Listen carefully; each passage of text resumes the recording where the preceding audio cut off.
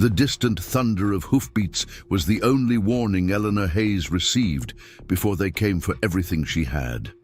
Victor Caldwell's men circled her small ranch house like vultures, dust clouds rising beneath their horses' hooves as they tightened the noose around the only home she'd ever known. Her father's grave wasn't even cold yet, and already they had come to take what generations of the Hayes family had built.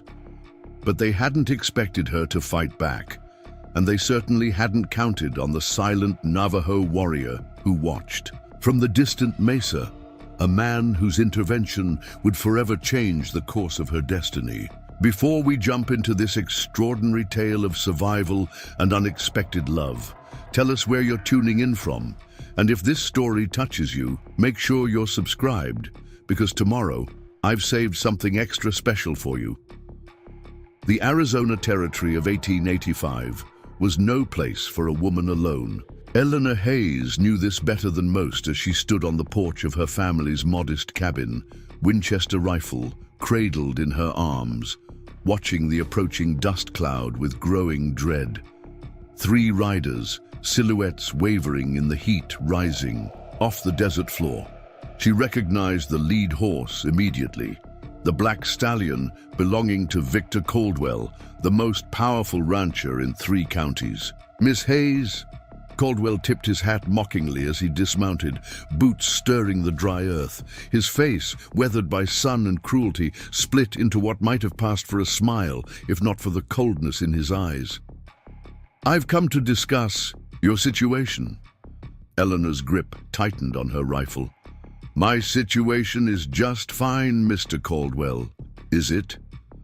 He glanced meaningfully at the withered crops beyond the fence line, the empty corral where her father's horses had once grazed. "Your father owed me a considerable sum before his untimely passing. Now, I'm a reasonable man. I'm willing to settle that debt by taking this parcel of land as payment. The Silverwater Spring alone makes it a fair trade. We both know my father owed you nothing," Eleanor replied, her voice steady despite the fear coiling in her stomach. "Those papers you claim to have are forgeries, and Sheriff Dawson will confirm it when he returns from Flagstaff." Something dangerous flickered across Caldwell's face. "The sheriff won't be back for weeks, Miss Hayes. A lot can happen to a young woman alone in that time. Accidents, bandits. It's dangerous country." The threat hung in the air between them. Eleanor raised her rifle slightly, just enough to make her position clear. "I suggest you leave my property, Mr. Caldwell." His laugh held no humor. "Your property? Your father was a fool who didn't understand how things work out here. The strong survive, the weak perish. That's the natural order." He nodded to his men. "We'll return tomorrow. I suggest you have your belongings packed. My generosity extends to allowing you safe passage to Pine Tree Junction." As they rode away, Eleanor's composure crumbled. She knew what Caldwell was capable of. Everyone in the territory did. The small ranchers who'd stood against him had a habit of encountering misfortune, mysterious fires, poisoned wells, cattle rustled in the night. Some simply disappeared altogether. What Caldwell didn't know, what he couldn't possibly understand, was that Silverwater Ranch wasn't just land to Eleanor. It represented 3 generations of Hayes family dreams, her grandfather having settled here after the war, her father having expanded the modest holding through backbreaking labor. The natural spring that Caldwell coveted had sustained them through droughts that had driven other settlers away. This wasn't just property, it was her birthright, her legacy. She spent that night barricading the doors and windows, though she knew it would make little difference if Caldwell's men came in force. Sleep eluded her, and by dawn, a desperate plan had formed. Her father had occasionally traded with the Navajo from the settlement beyond the Copper Mountains. They knew the hidden trails, the secret places of this harsh land. Perhaps she could seek temporary refuge there until Sheriff Dawson returned. Eleanor worked quickly in the growing light, packing only what she could carry on her father's aging Mare, food, water, her mother's locket, her father's pocket watch, the family Bible, and of course, the rifle. The deed to Silverwater Ranch she sewed carefully into the lining of her coat, along with the small pouch of coins her father had kept hidden beneath a floorboard. She was securing the last of her provisions when the distant crack of a rifle. Shot sent birds scattering from the cottonwood trees. Smoke rose from the direction of the barn. Caldwell had decided not to wait after all. Abandoning the last of her supplies, Eleanor mounted her horse and spurred it toward the narrow canyon. Behind the property, the only escape route Caldwell's men might not know about. The mare struggled up the rocky path, already weakened from poor grazing. Behind her, Eleanor heard shouts and more gunfire. A bullet splintered rock near her head, sending fragments stinging against her cheek. She ducked low over the mare's neck, urging the loyal animal forward, even as its breathing became labored. They reached the top of the canyon as flames began to consume the small cabin that had been her home.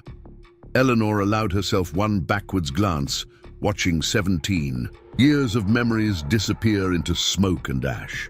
When she turned forward again, tears blurred her vision, nearly obscuring the 3 riders who had circled around to cut off her escape. Jeremiah Walsh, Caldwell's right-hand man, grinned as he leveled his pistol at her. "Mr. Caldwell said you might try the canyon trail. Seems he knows you better than you think." Eleanor's mare reared in panic, nearly unseating her. She scrambled for her rifle, but Walsh was already closing in, reaching for her reins. "Don't make this harder than it needs to be, girl." A whistling sound cut through the air, followed by Walsh's startled cry. He clutched at his shoulder, where an arrow had pierced clean through, his pistol dropping from suddenly nerveless fingers.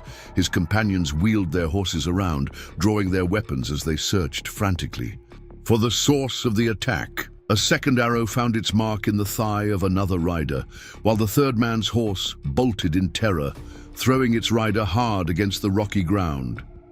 From behind a large boulder, a figure emerged, tall, broad-shouldered, his long black hair tied back with a leather cord, his face set in lines of grim determination. He wore buckskin leggings and a blue cotton shirt, silver and turquoise bands encircling his wrists. The bow in his hands was lowered now, but the message had been delivered. Walsh and his remaining conscious companion helped their fallen comrade onto a horse and retreated down the canyon, casting fearful glances back at the Navajo warrior. For a long moment, silence stretched between Eleanor and her unexpected savior. His dark eyes assessed her with neither hostility nor welcome, merely a cool appraisal. Eleanor found her voice first. "Thank you," she said, the words feeling wholly inadequate. He nodded once, then turned and began walking toward a trail she hadn't noticed before, one that wound along the ridge away from both her ranch and the direction of Pine Tree Junction. After a few steps, he paused, glancing back at her with a raised eyebrow, a silent question. Eleanor hesitated. Following a stranger, especially one from a people she knew only through her father's brief trading encounters, carried its own risks. But behind her lay only Caldwell's vengeance and the smoldering ruins of her former life. "I'm Eleanor Hayes," she said, urging her tired mare forward. "Silverwater Ranch belonged to my family. Caldwell's men burned it to the ground." The warrior studied her for another moment before speaking, his English precise but accented. "Key? Benali?" He gestured toward the distant peaks. "Come, not safe here." Eleanor had heard stories of the Navajo, or Diné, as they called themselves, throughout her childhood.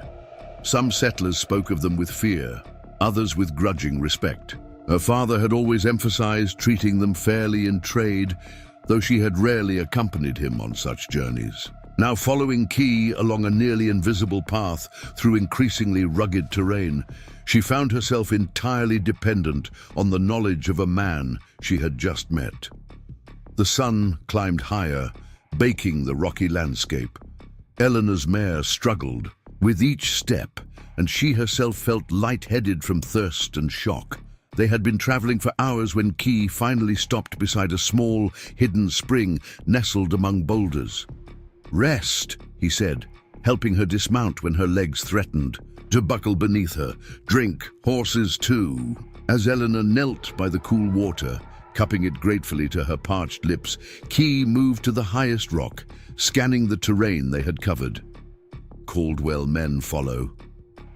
"I don't know," Eleanor replied, suddenly aware of how she must appear. Dress, torn and dusty, face streaked with tears and soot, hair falling from its pins. "They'll try. Caldwell wants our spring. It doesn't run dry even in drought years." Key's expression darkened. "Water thieves. Many ranches this way now. Take what not theirs." Eleanor couldn't argue with that assessment. The territory had seen an influx of cattle barons in recent years, men who claimed vast tracts of land with little regard for prior claims, especially those of smaller ranches or indigenous peoples. Victor Caldwell was merely the most ruthless among them. "Where are we going?" she asked, suddenly realizing she had followed this stranger without questioning his destination. "Hidden Mesa," Key replied. "My people, safe there for now." Preparing and narrating this story took us a lot of time, so if you are enjoying it, subscribe to our channel. It means a lot to us. Now back to the story. "And after, for now," his gaze met hers directly. "You have plan?" The blunt question struck her speechless. She had no plan beyond immediate survival and a vague hope that Sheriff Dawson might help restore her property when he returned. But even as that thought formed, she recognized its futility. Caldwell had influence with territorial officials. Without her father's support, her word against his would mean little. I'll think of something," she said at last, the words sounding hollow even to her own ears. Key said nothing, but his expression spoke volumes.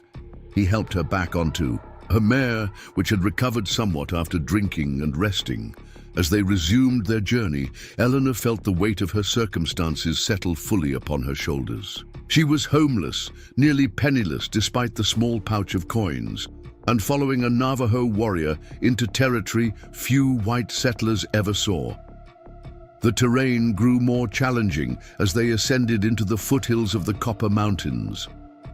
Key moved with the easy grace of one born to this land, occasionally pointing out hidden dangers. A rattlesnake sunning itself on a rock, a patch of loose shale that could trigger a slide. Eleanor, despite her exhaustion, found herself noting these lessons carefully, instinctively aware that survival here required a different kind of knowledge than she possessed. Late afternoon brought them to a narrow pass between towering red rock formations. As they emerged on the other side, Eleanor gasped. Before them stretched a hidden plateau, sheltered on three sides by steep cliffs. Scattered across its surface were traditional Navajo hogans alongside more permanent wooden structures. Horses grazed in a meadow fed by a stream that emerged from the cliff face. Children paused in their play, regarding the newcomers with undisguised curiosity. "Hidden Mesa," Key announced, something like pride coloring his voice. "My home." Their arrival caused immediate reaction. Women gathered children closer, men moved forward with expressions ranging from suspicion to outright hostility. Eleanor felt the weight of their stares, understanding suddenly and completely what it meant to be the outsider, the unwelcome intruder. An elderly woman emerged from one of the larger hogans, her silver hair braided with turquoise beads, her face deeply lined yet commanding immediate respect. She spoke rapidly to Key in their language, her gestures making clear her displeasure at Eleanor's presence. Key responded calmly, occasionally indicating Eleanor or pointing back in the direction from which they had come. The debate continued. For several minutes, other voices joining in, until finally the elderly woman approached Eleanor directly. "I am Margaret Benally," she said, her English heavily accented but clear. "Key's grandmother. He says Caldwell men burned your home, that you have nowhere." Eleanor nodded, suddenly aware of how vulnerable she was. Yes, my father died 3 weeks ago. Caldwell claimed our land through forged debt papers. The old woman's eyes narrowed, assessing Eleanor with unnerving directness. Many white settlers say one thing, do another. Why trust you different? It was a fair question, one Eleanor had no easy answer for. I can't prove my honesty to you, she admitted. I can only say that my father raised me to respect all people, to judge by actions, not origins. He traded fairly with your people when others wouldn't. Hayes, Margaret said suddenly. Your father, William Hayes. Hope surged in Eleanor's chest. Yes! Did you know him? A ghost of a smile touched the old woman's face. He traded good blankets for our silver work. Fair man. She turned to the gathered crowd, speaking again in Navajo. Whatever she said caused the tension to ease slightly, though wariness remained in many eyes. You stay, Margaret announced, turning back to Eleanor. One night, tomorrow, we decide more. Relief flooded through Eleanor's exhausted body. One night of safety was more than she had dared hope for just hours ago. As Key helped her dismount, her legs finally betrayed her, buckling beneath the weight of the day's trauma and exertion. His strong hands caught her before she could fall, supporting her with seemingly effortless strength. Thank you, she whispered, embarrassed by her weakness. His expression softened fractionally. Rest now. Tomorrow comes soon enough. As Margaret led her toward a small shelter at the edge of the settlement, Eleanor cast one last glance at the world beyond the plateau, the world that had taken everything from her in a single day. The sun was setting over distant peaks, painting the landscape in shades of gold and crimson, beautiful and harsh, just like the choice that lay before her: adapt to this new reality or perish trying to reclaim what was lost. What Eleanor couldn't possibly know, as exhaustion finally claimed her consciousness, was that her arrival at Hidden Mesa had set in motion events that would challenge not only her own prejudices and limitations, but those of the very community that had reluctantly granted her sanctuary, and that Key Benelli, the warrior who had saved her life, would soon face a choice with consequences far beyond anything either of them could imagine. The terrain grew more challenging as they ascended into the foothills of the Copper Mountains. Key moved with the easy grace of one born to this land, occasionally pointing out hidden dangers: a rattlesnake sunning itself on a rock, a patch of loose shale that could trigger a slide. Eleanor, despite her exhaustion, found herself noting these lessons carefully, instinctively aware that survival here required a different kind of knowledge than she possessed. Late afternoon brought them to a narrow pass between towering red rock formations. As they emerged on the other side, Eleanor gasped. Before them stretched a hidden plateau, sheltered on 3 sides by steep cliffs. Scattered across its surface were traditional Navajo hogans, alongside more permanent wooden structures. Horses grazed in a meadow fed by a stream that emerged from the cliff face. Children paused in their play, regarding the newcomers with undisguised curiosity. Hidden Mesa, Key announced, something like pride coloring his voice. My home. Their arrival caused immediate reaction. Women gathered children closer, men moved forward with expressions ranging from suspicion to outright hostility. Eleanor felt the weight of their stares, understanding suddenly and completely what it meant to be the outsider, the unwelcome intruder. An elderly woman emerged from one of the larger hogans, her silver hair braided with turquoise beads, her face deeply lined yet commanding immediate respect. She spoke rapidly to Key in their language, her gestures making clear her displeasure at Eleanor's presence. Key responded calmly, occasionally indicating Eleanor or pointing back in the direction from which they had come. The debate continued. For several minutes, other voices joining in, until finally the elderly woman approached Eleanor directly.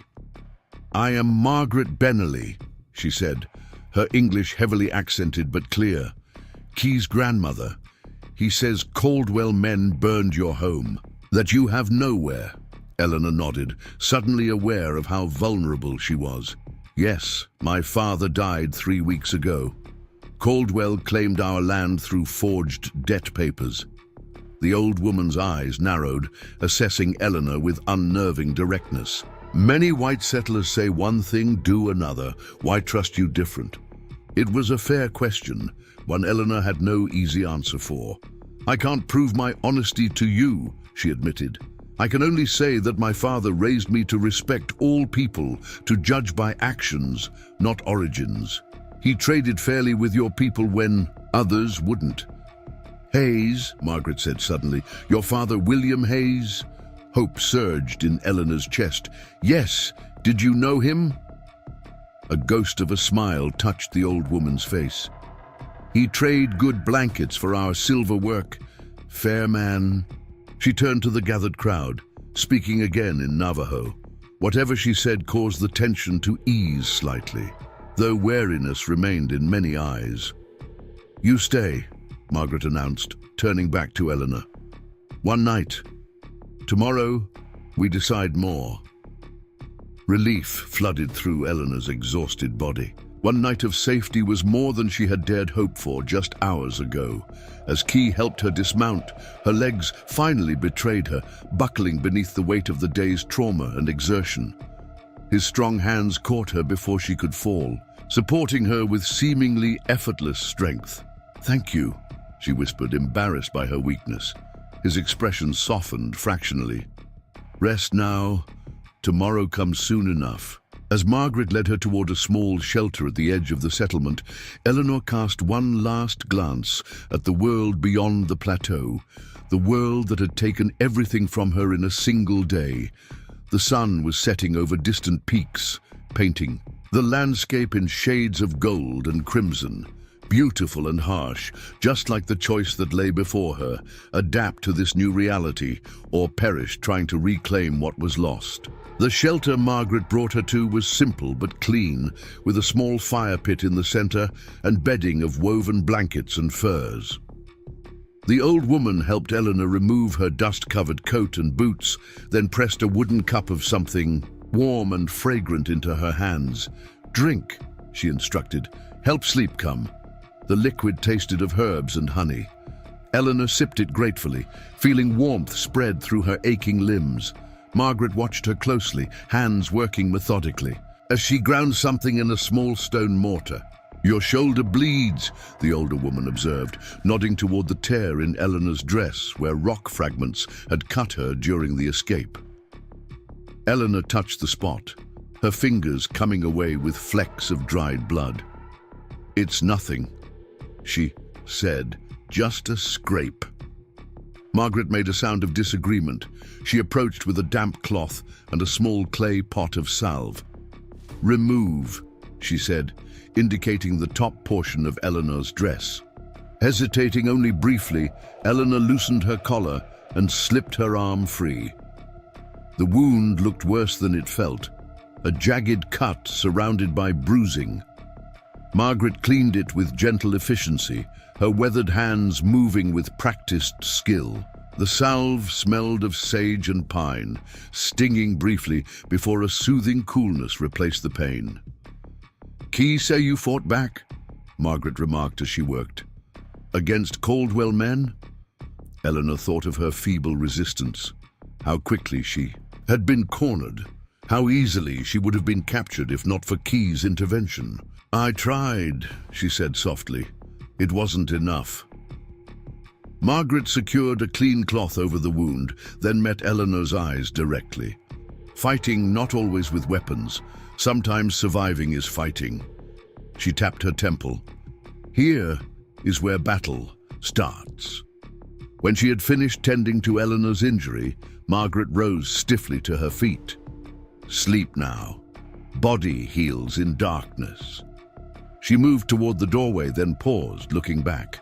My grandson, why did he help you? The question caught Eleanor off guard. I don't know, she answered truthfully.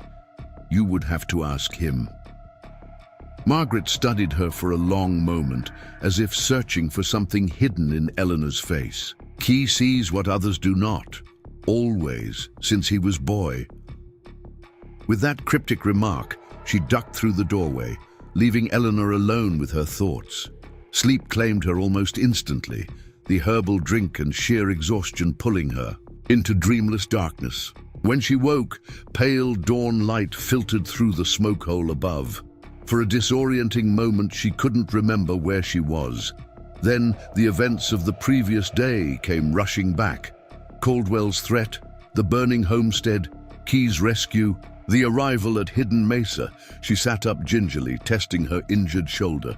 It was stiff, but less painful than expected. Her dress, she noticed, had been removed while she slept and hung near the doorway, the torn fabric mended with neat stitches. Beside her bedding lay folded garments, a long skirt of soft deerskin, and a cotton blouse, simply cut but clean. After changing into the borrowed clothes, Eleanor stepped outside into the cool morning air. The settlement was already active, women tending cook fires, men checking horse tack, children carrying water from the stream.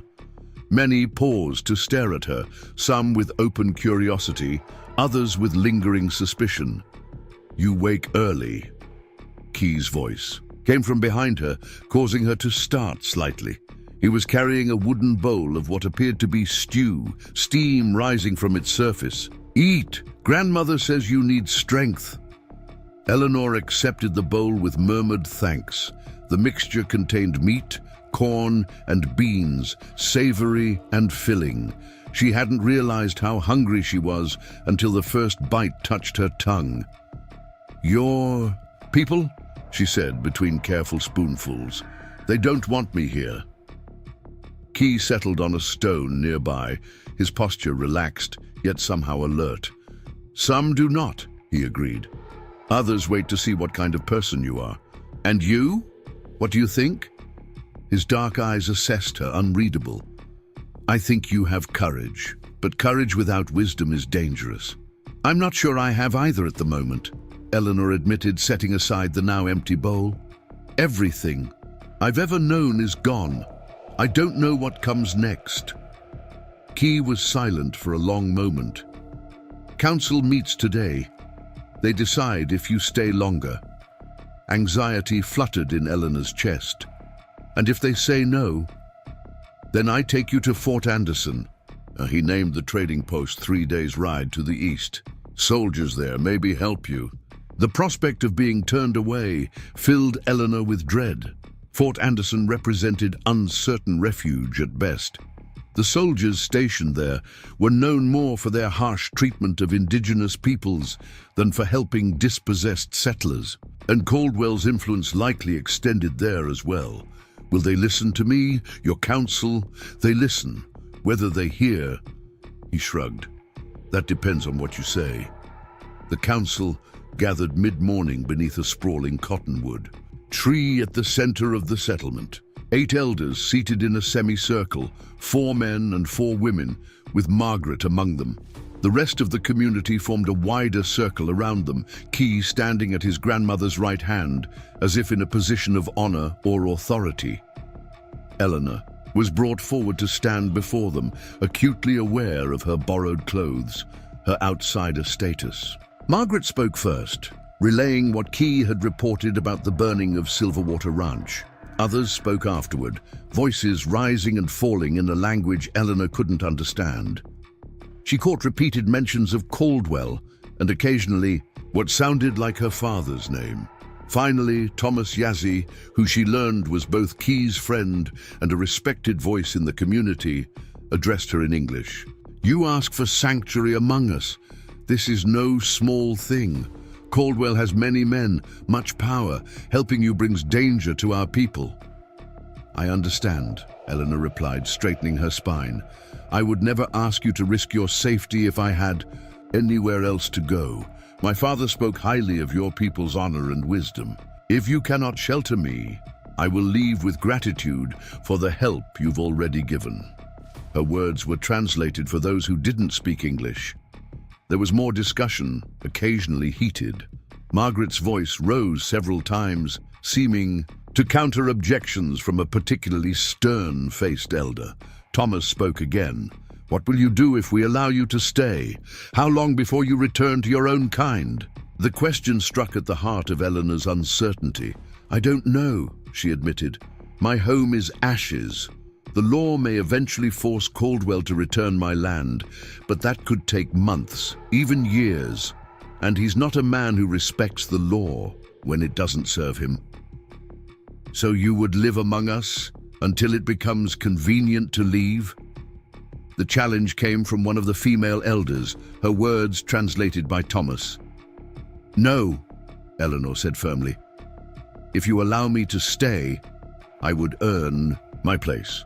I can work, I can learn. I'm not asking for charity, just the chance to rebuild my life. And I would never betray your kindness." Again, her words were translated, followed by more deliberation. Finally, Margaret rose, addressing the gathered community at length. When she finished, there were nods, some reluctant, but no voiced objections. Thomas turned to Eleanor. "We have decided. You may stay for now, but not as guest. You work like all others. You learn our ways. And when Caldwell men come," his expression grew grave, "for they will come, you help protect hidden Mesa as if it were your own home." Relief washed over Eleanor in a dizzying wave. "Thank you," she said, inclining her head respectfully to each of the elders. "I will honor your trust." The council dispersed, people returning to their daily tasks. He approached, his expression unreadable as always. "You did well," he said simply. "What happens now?" "Now you learn." He gestured to the settlement around them. "Everything here has purpose. Everyone contributes. What skills do you have?" Eleanor thought of her life at Silverwater Ranch. "I can cook, sew, tend gardens. My father taught me to ride, to shoot, to mend fences." Key nodded. "Good skills, but different here. You must learn new ways." The following days passed in a blur of unfamiliar tasks and lessons. Eleanor was given a place in Margaret's hogan, sleeping on a pallet near the fire pit. Each morning began before dawn, helping to prepare the day's first meal.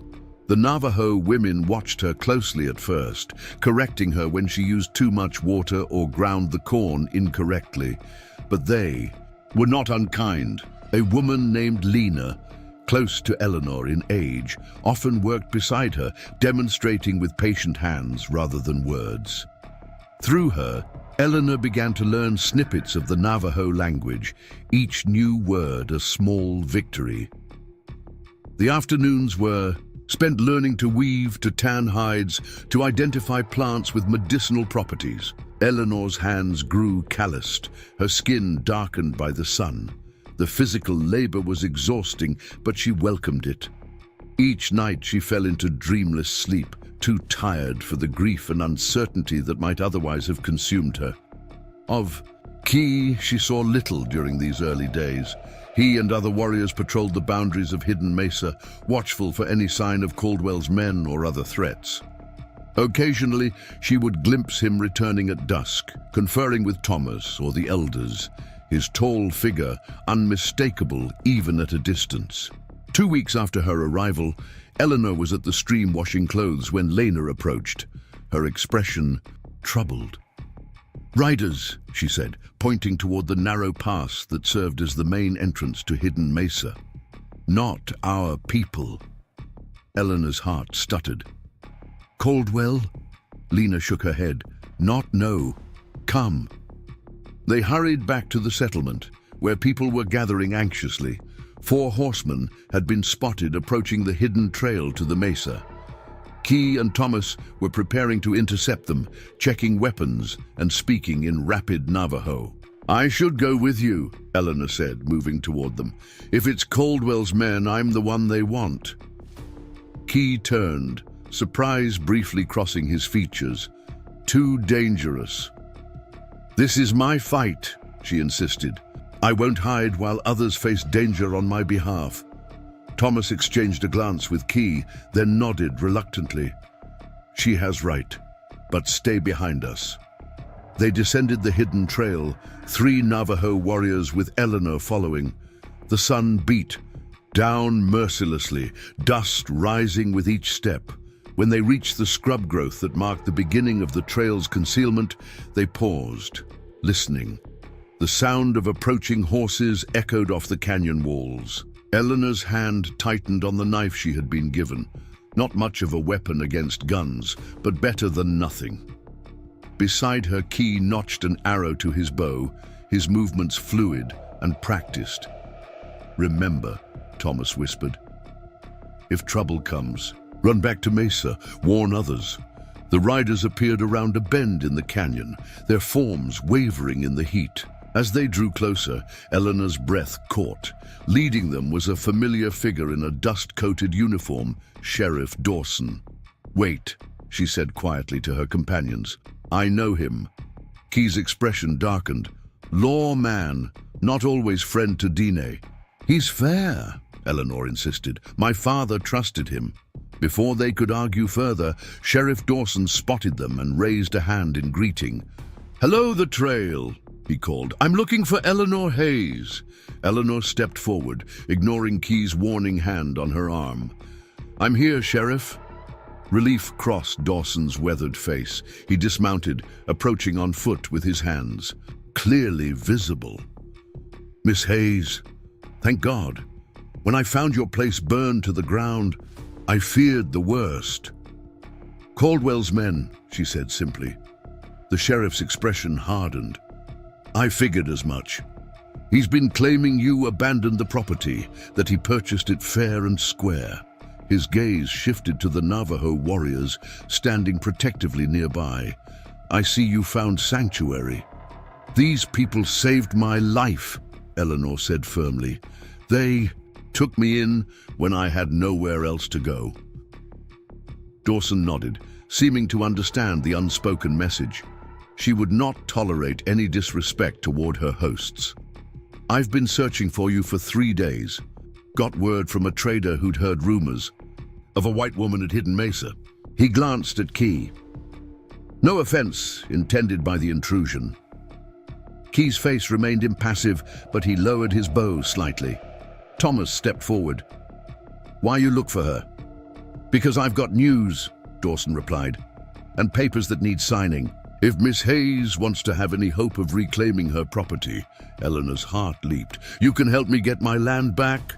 "Maybe." The sheriff's tone was cautious. "Caldwell's playing this by the book, or his version of it. He's filed formal claim papers with the territorial court. If you don't contest them within 30 days, the land defaults to him." "And how long has it been?" 26 days since filing. You've got 4 days to submit your counterclaim and evidence." 4 days. The information hung in the air between them. Eleanor glanced back toward Hidden Mesa, then at Key, whose expression had grown distant. "I have to go," she said quietly. "If there's any chance of reclaiming my father's land..."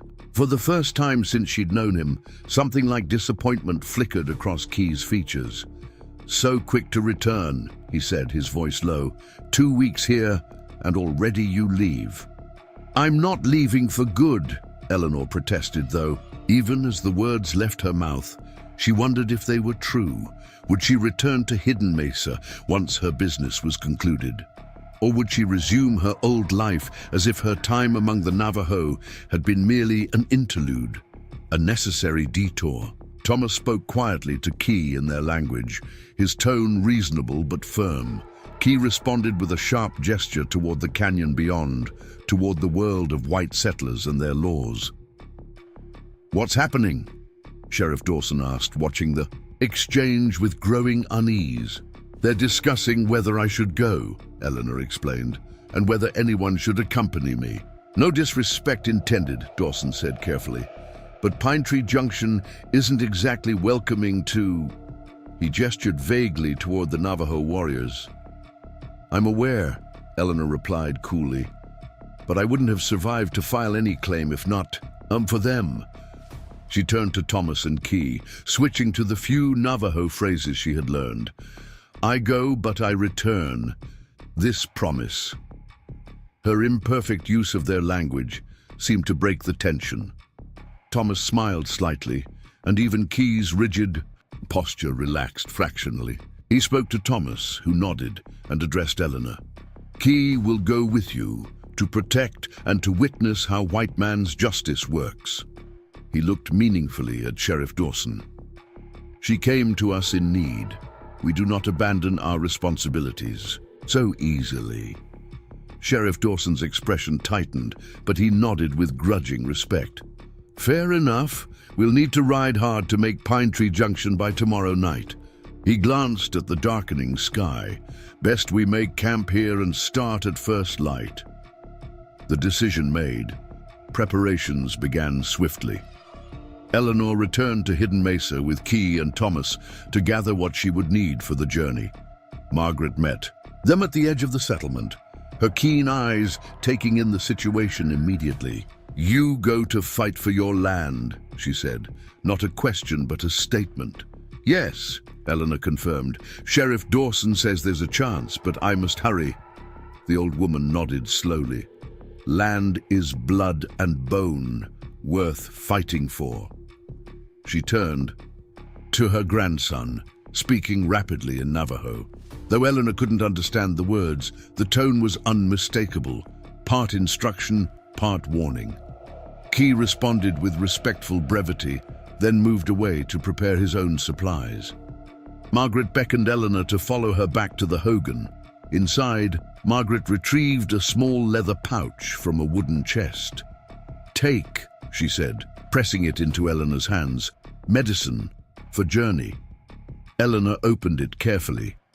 Inside were dried herbs, a small clay pot of salve like the one Margaret had used on her shoulder, and something wrapped in soft cloth. She unfolded the cloth to reveal a pendant, a polished turquoise stone wrapped in intricate silver wire. Protection, Margaret explained. Old magic. Wear close. Touched by the gesture, Eleanor slipped the cord over her head, tucking the pendant beneath her blouse. Thank you, she said softly, for everything. Margaret's weathered hand touched her cheek briefly. You have good heart, but hard road ahead. Remember what you learn here. She helped Eleanor gather the few belongings she had accumulated, the mended dress she had arrived in, a waterskin, a small knife Lena had given her. As Eleanor prepared to leave the hogan, Margaret spoke again. My grandson, he walks between worlds, not easy path. Eleanor paused, uncertain how to respond. He's been kind to me. Something like amusement flickered in the old woman's eyes. Kind, yes, but not only kind. She made a shooing gesture. Go, but remember promise to return. Outside, the settlement had gathered to see them off. Lena embraced Eleanor briefly, pressing a small woven pouch into her hand. For luck, she whispered. Thomas approached, leading 2 horses, Eleanor's mare now recovered from the desperate flight, and a sturdy pinto for Key. Elders send message, he said formally. Justice that ignores weak is no justice. Remember this when you face Caldwell. Eleanor nodded solemnly. I will. Key appeared, dressed for travel, his expression unreadable as always. He carried his bow and a rifle, the latter causing Sheriff Dawson's deputies to exchange uneasy glances when they rejoined them at the canyon floor. They rode through the night, making camp only when the horses needed rest. Eleanor found herself watching Key during these brief stops, the efficient way he moved, the alertness that never seemed to leave him even when he closed his eyes to rest. He spoke little, answering the sheriff's occasional questions with minimal words. By midday of the second day, the outskirts of Pine Tree Junction came into view. The town had grown since Eleanor had last visited. New buildings sprouting along the main street, more activity around the railway station. Progress, her father would have called it, but progress that had brought men like Caldwell to the territory. As they rode down the main street, Eleanor became acutely aware of the stares directed at their small party, particularly at Key, who sat tall in his saddle, seemingly oblivious to the hostile glances and muttered comments. Sheriff Dawson led them to a modest building near the courthouse. "My office," he explained. "We'll need to go over your documents before filing tomorrow." Inside, the sheriff dismissed his deputies and closed the door. "Now," he said, settling behind his desk, "let's talk plainly.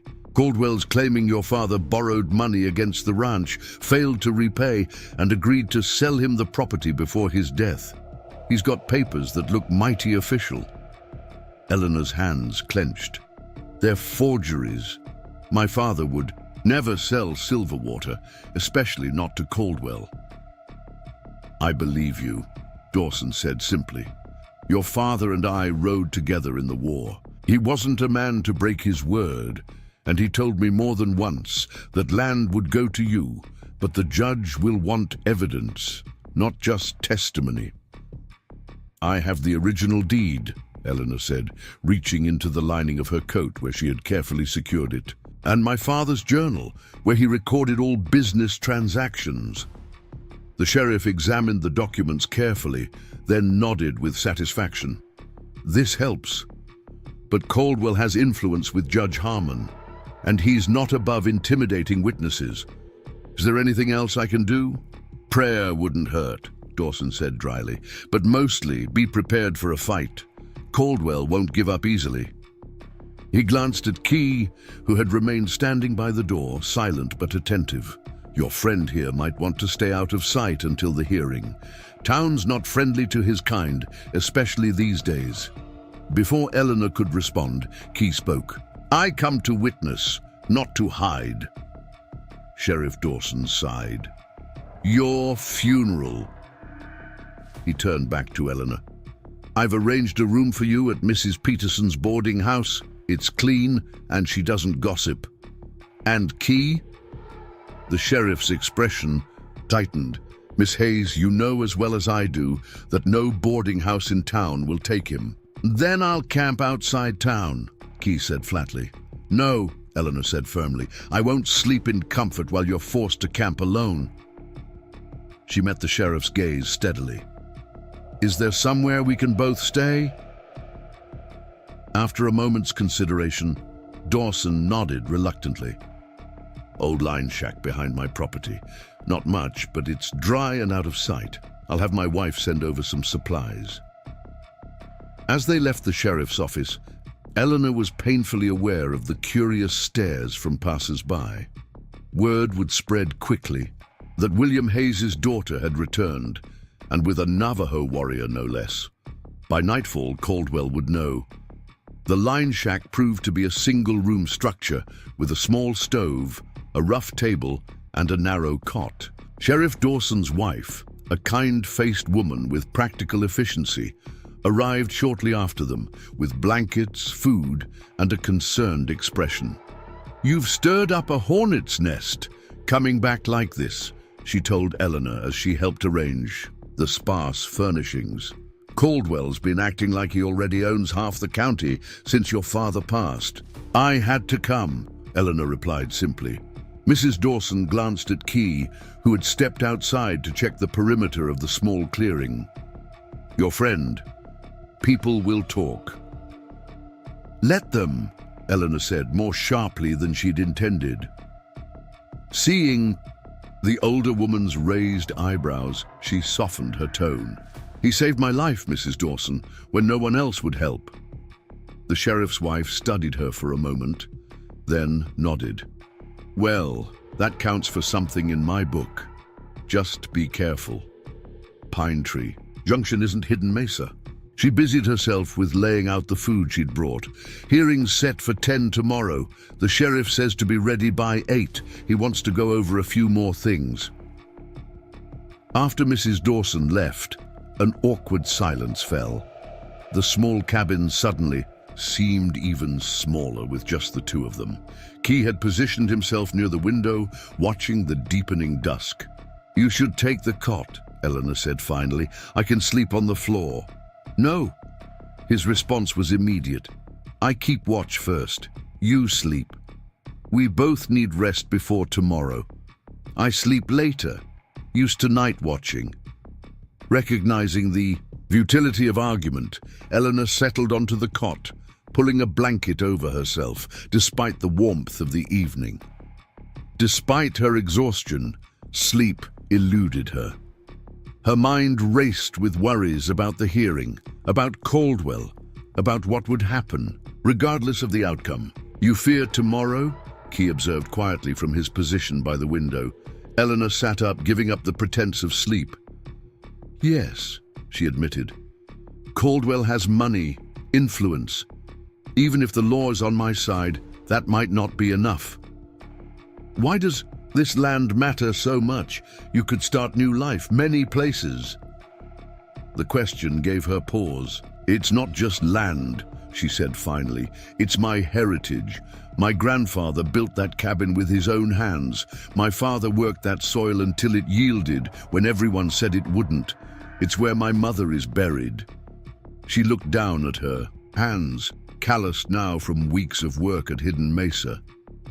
But it's more than memory. That land is part of who I am. Key was silent for a long moment. My people understand this. Land is not owned. We belong to it, not it to us. He turned from the window, his dark eyes finding hers in the dim cabin. Dene have lost much land, forced to walk long distances from home. Many died, but we still know who we are. I'm sorry, Eleanor said softly, recognizing the reference to the long walk, when the Navajo had been forcibly relocated years earlier. That's different. What was done to your people was wrong. All taking is wrong, Key said simply. Caldwell takes from you.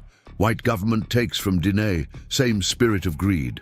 He settled onto the floor, his back against the wall, rifle within reach. Sleep now. Tomorrow needs strength. Despite her certainty that rest would be impossible, Eleanor eventually drifted off, only to be awakened by Key's hand on her shoulder. Moonlight slanted through the window, illuminating his tense expression. Riders, he said softly, coming from town. She was instantly alert, reaching for the knife she kept beside the cot. Caldwell's men? 3 horses, moving slow, trying to be quiet. Eleanor's heart hammered in her chest. What do we do? Key moved silently to the door, checking that it was securely barred. Back window, small, but you can fit. Go to sheriff's house if trouble comes. I'm not leaving you to face them alone. The look he gave her held something she couldn't quite identify, surprise perhaps, or respect. Then we fight together. He handed her the rifle. You know how to use? My father taught me. She checked the weapon efficiently, grateful for the familiar weight in her hands. They positioned themselves on either side of the cabin's 2 windows, waiting in tense silence. The sound of hoofbeats grew closer, then stopped. Hushed voices carried through the night air, then footsteps approaching the cabin. I'm telling you, this is where the sheriff's wife came earlier, a man's voice hissed. That Injun's got to be here. Caldwell just said to send a message, another voice replied. Burn the shack, scare 'em off. And what if we catch a gray arrow for our trouble? You saw that bow he was carrying. That's why we brought this. A chuckle, followed by the distinctive sound of a shotgun being cocked. Eleanor exchanged a glance with Key, who had drawn his knife. She raised the rifle, aiming carefully through the window at the shadowy figures now visible in the moonlight. One of them was approaching with what appeared to be a lit torch. That's far enough, she called out firmly. The next step will be your last. The men froze. That's the Hayes girl, one muttered. I've got Sheriff Dawson's rifle aimed at your chest, Eleanor continued, thankful that her voice remained steady. And my friend here has already killed 2 of Caldwell's men. Care to join them? It was a bluff. Key had wounded Walsh and his companions during the rescue, not killed them. But in the darkness, with nerves already on edge, it had the desired effect. Caldwell didn't say nothing about getting shot. The third man grumbled. Come on, let's go. Tell your boss I'll see him in court tomorrow, Eleanor called after them as they retreated hastily to their horses. And if he sends anyone else tonight, they won't ride back. When the sound of hoofbeats had faded into the distance, she lowered the rifle, suddenly aware that her hands were shaking. "They'll be back," she said quietly, "with more men." "No," Key replied with unexpected certainty. "Not tonight. Caldwell wants to win by law tomorrow. Tonight was just warning." "How can you be sure?" "Man like Caldwell. Two kinds of power. Power of fear, power of appearance. Tonight was fear. Tomorrow, he needs appearance of right." Key moved to the small stove, adding wood to the banked coals. "No more sleep tonight. We talk instead." As the cabin gradually warmed, they sat at the rough table, sharing the bread and dried meat Mrs. Dawson had brought. Eleanor found herself telling Key about her childhood at Silverwater Ranch, about her father's dreams for expanding their small herd, about her mother's garden that still produced wildflowers every spring near the grave marker. In return, Key spoke sparingly, but revealing more than he had since they'd met. He told her of his father, a respected healer who had died during the long walk, of his training as a warrior, learning the old ways even as the world around them changed, of his decision to remain at Hidden Mesa when many younger Navajo had left for the larger reservation lands or the growing towns. "Why did you stay?" Eleanor asked, genuinely curious. "You speak English well. You understand the white world better than most." "Understanding does not mean belonging," he replied. "Hidden Mesa is small, but it is ours. We keep old ways there. Important to remember who we are." He studied her across the table. "Like your ranch, reminder of who you are." The simple comparison struck Eleanor with unexpected force. "Yes," she said softly, "exactly like that." Morning arrived all too quickly, pale light filtering through the cabin windows. Sheriff Dawson appeared as promised, looking grim but determined. "Caldwell's already at the courthouse with his lawyer," he reported, "and half the town's gathering to watch. This won't be easy."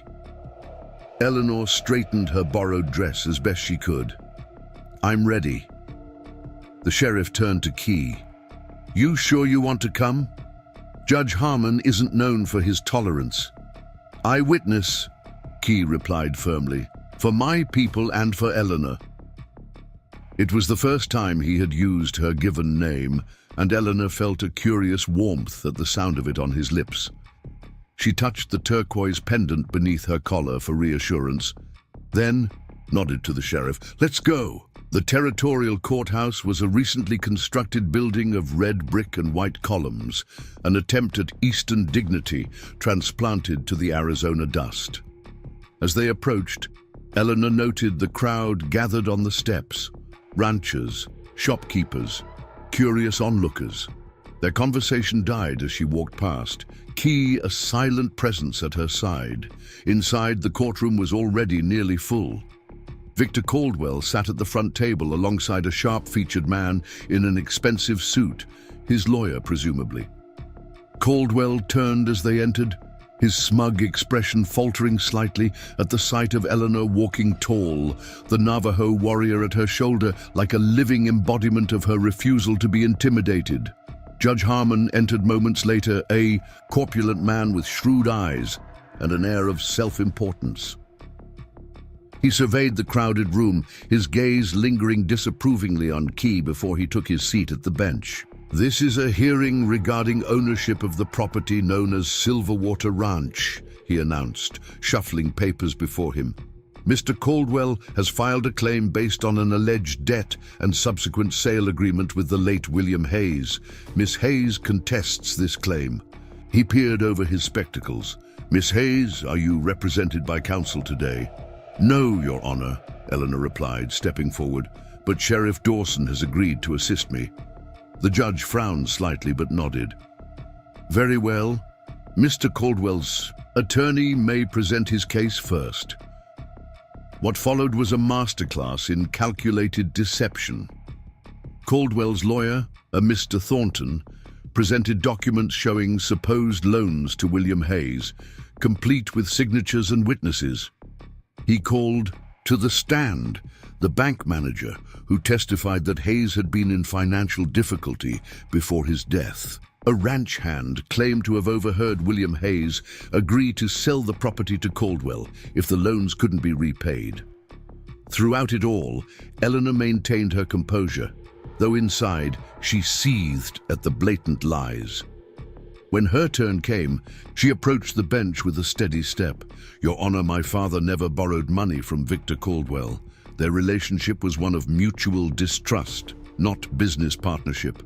She presented her father's journal with its meticulous records of every transaction. "You'll find no mention of any loan here, and this," she produced the original deed, "is the deed to Silverwater Ranch, passed down from my grandfather and legally transferred to my father, and upon his death to me." Judge Harmon examined the documents with a frown. "These appear to be in order, but they don't directly contradict Mr. Caldwell's claim of a subsequent loan and sale agreement." "Your Honor," Sheriff Dawson interjected, "I've known William Hayes for 20 years. He would never sell his land, especially to Caldwell.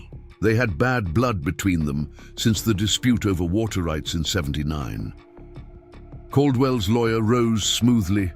"Hearsay and sentiment, Your Honor. The facts and documents support my client's claim." The judge looked troubled, glancing between the conflicting evidence. "Does either party have additional witnesses or evidence?" Eleanor's heart sank. It was her word and the sheriff's against Caldwell's fabricated documents and paid witnesses. Then, to her surprise, Key stepped forward. "I speak," he said firmly. A murmur ran through the courtroom. Judge Harmon's frown deepened. "This is highly irregular. I'm not sure I can accept testimony from a Navajo." Key finished for him, his voice calm but carrying throughout the room. "Man who cannot vote, cannot own property under your laws, but I can see truth and lies."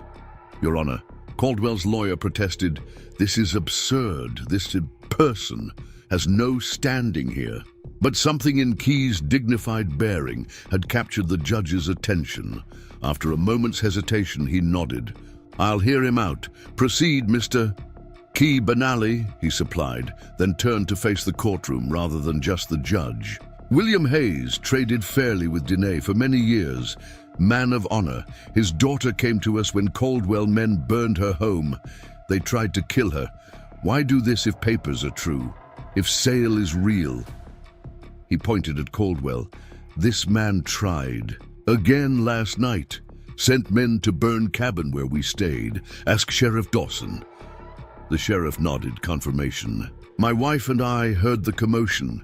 Saw riders fleeing from my property line. Furthermore," Key continued, "Caldwell men have crossed onto Navajo lands 3 times in past month, looking for water, looking for more to take. Man who steals once will steal again." Caldwell surged to his feet. "This is outrageous. You can't possibly give weight to the word of a savage over legal documents." His outburst hung in the air, damning in its naked contempt. Judge Harmon's expression hardened. "Mr. Caldwell, control yourself or I'll have you removed."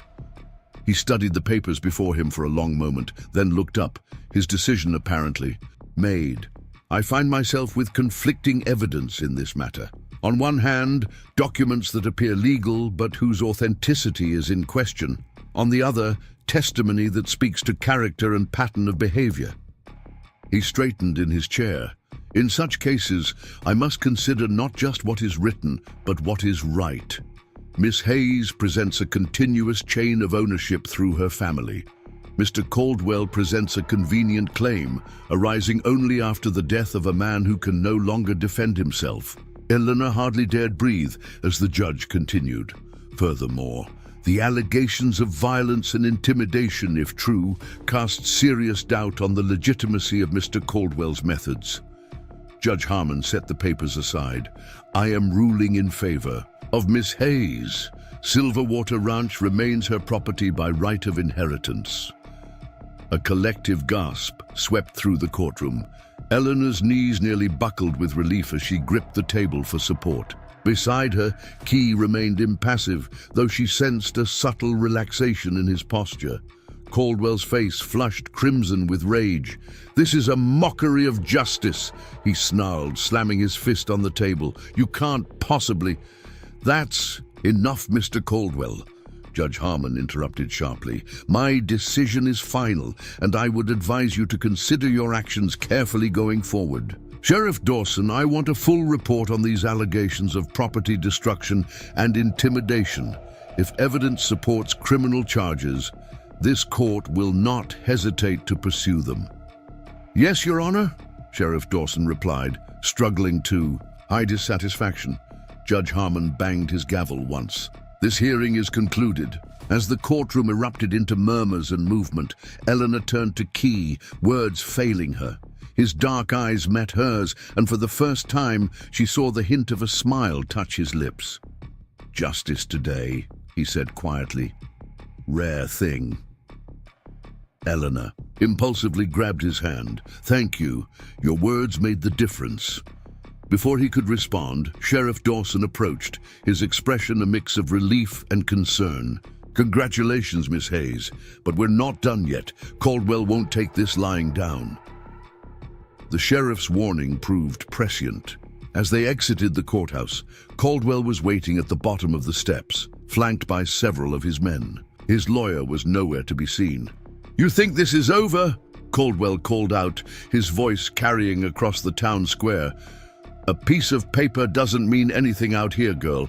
Ask your savage friend what happens when people stand in my way." Eleanor stepped forward, anger overriding caution. "It's over, Mr. Caldwell. You lost. The law has spoken." "The law?" Caldwell sneered. "The law is whatever the strongest man says it is. Always has been, always will be." His gaze shifted to Key, hatred darkening his features. "And we both know what happens to Indians who forget their place."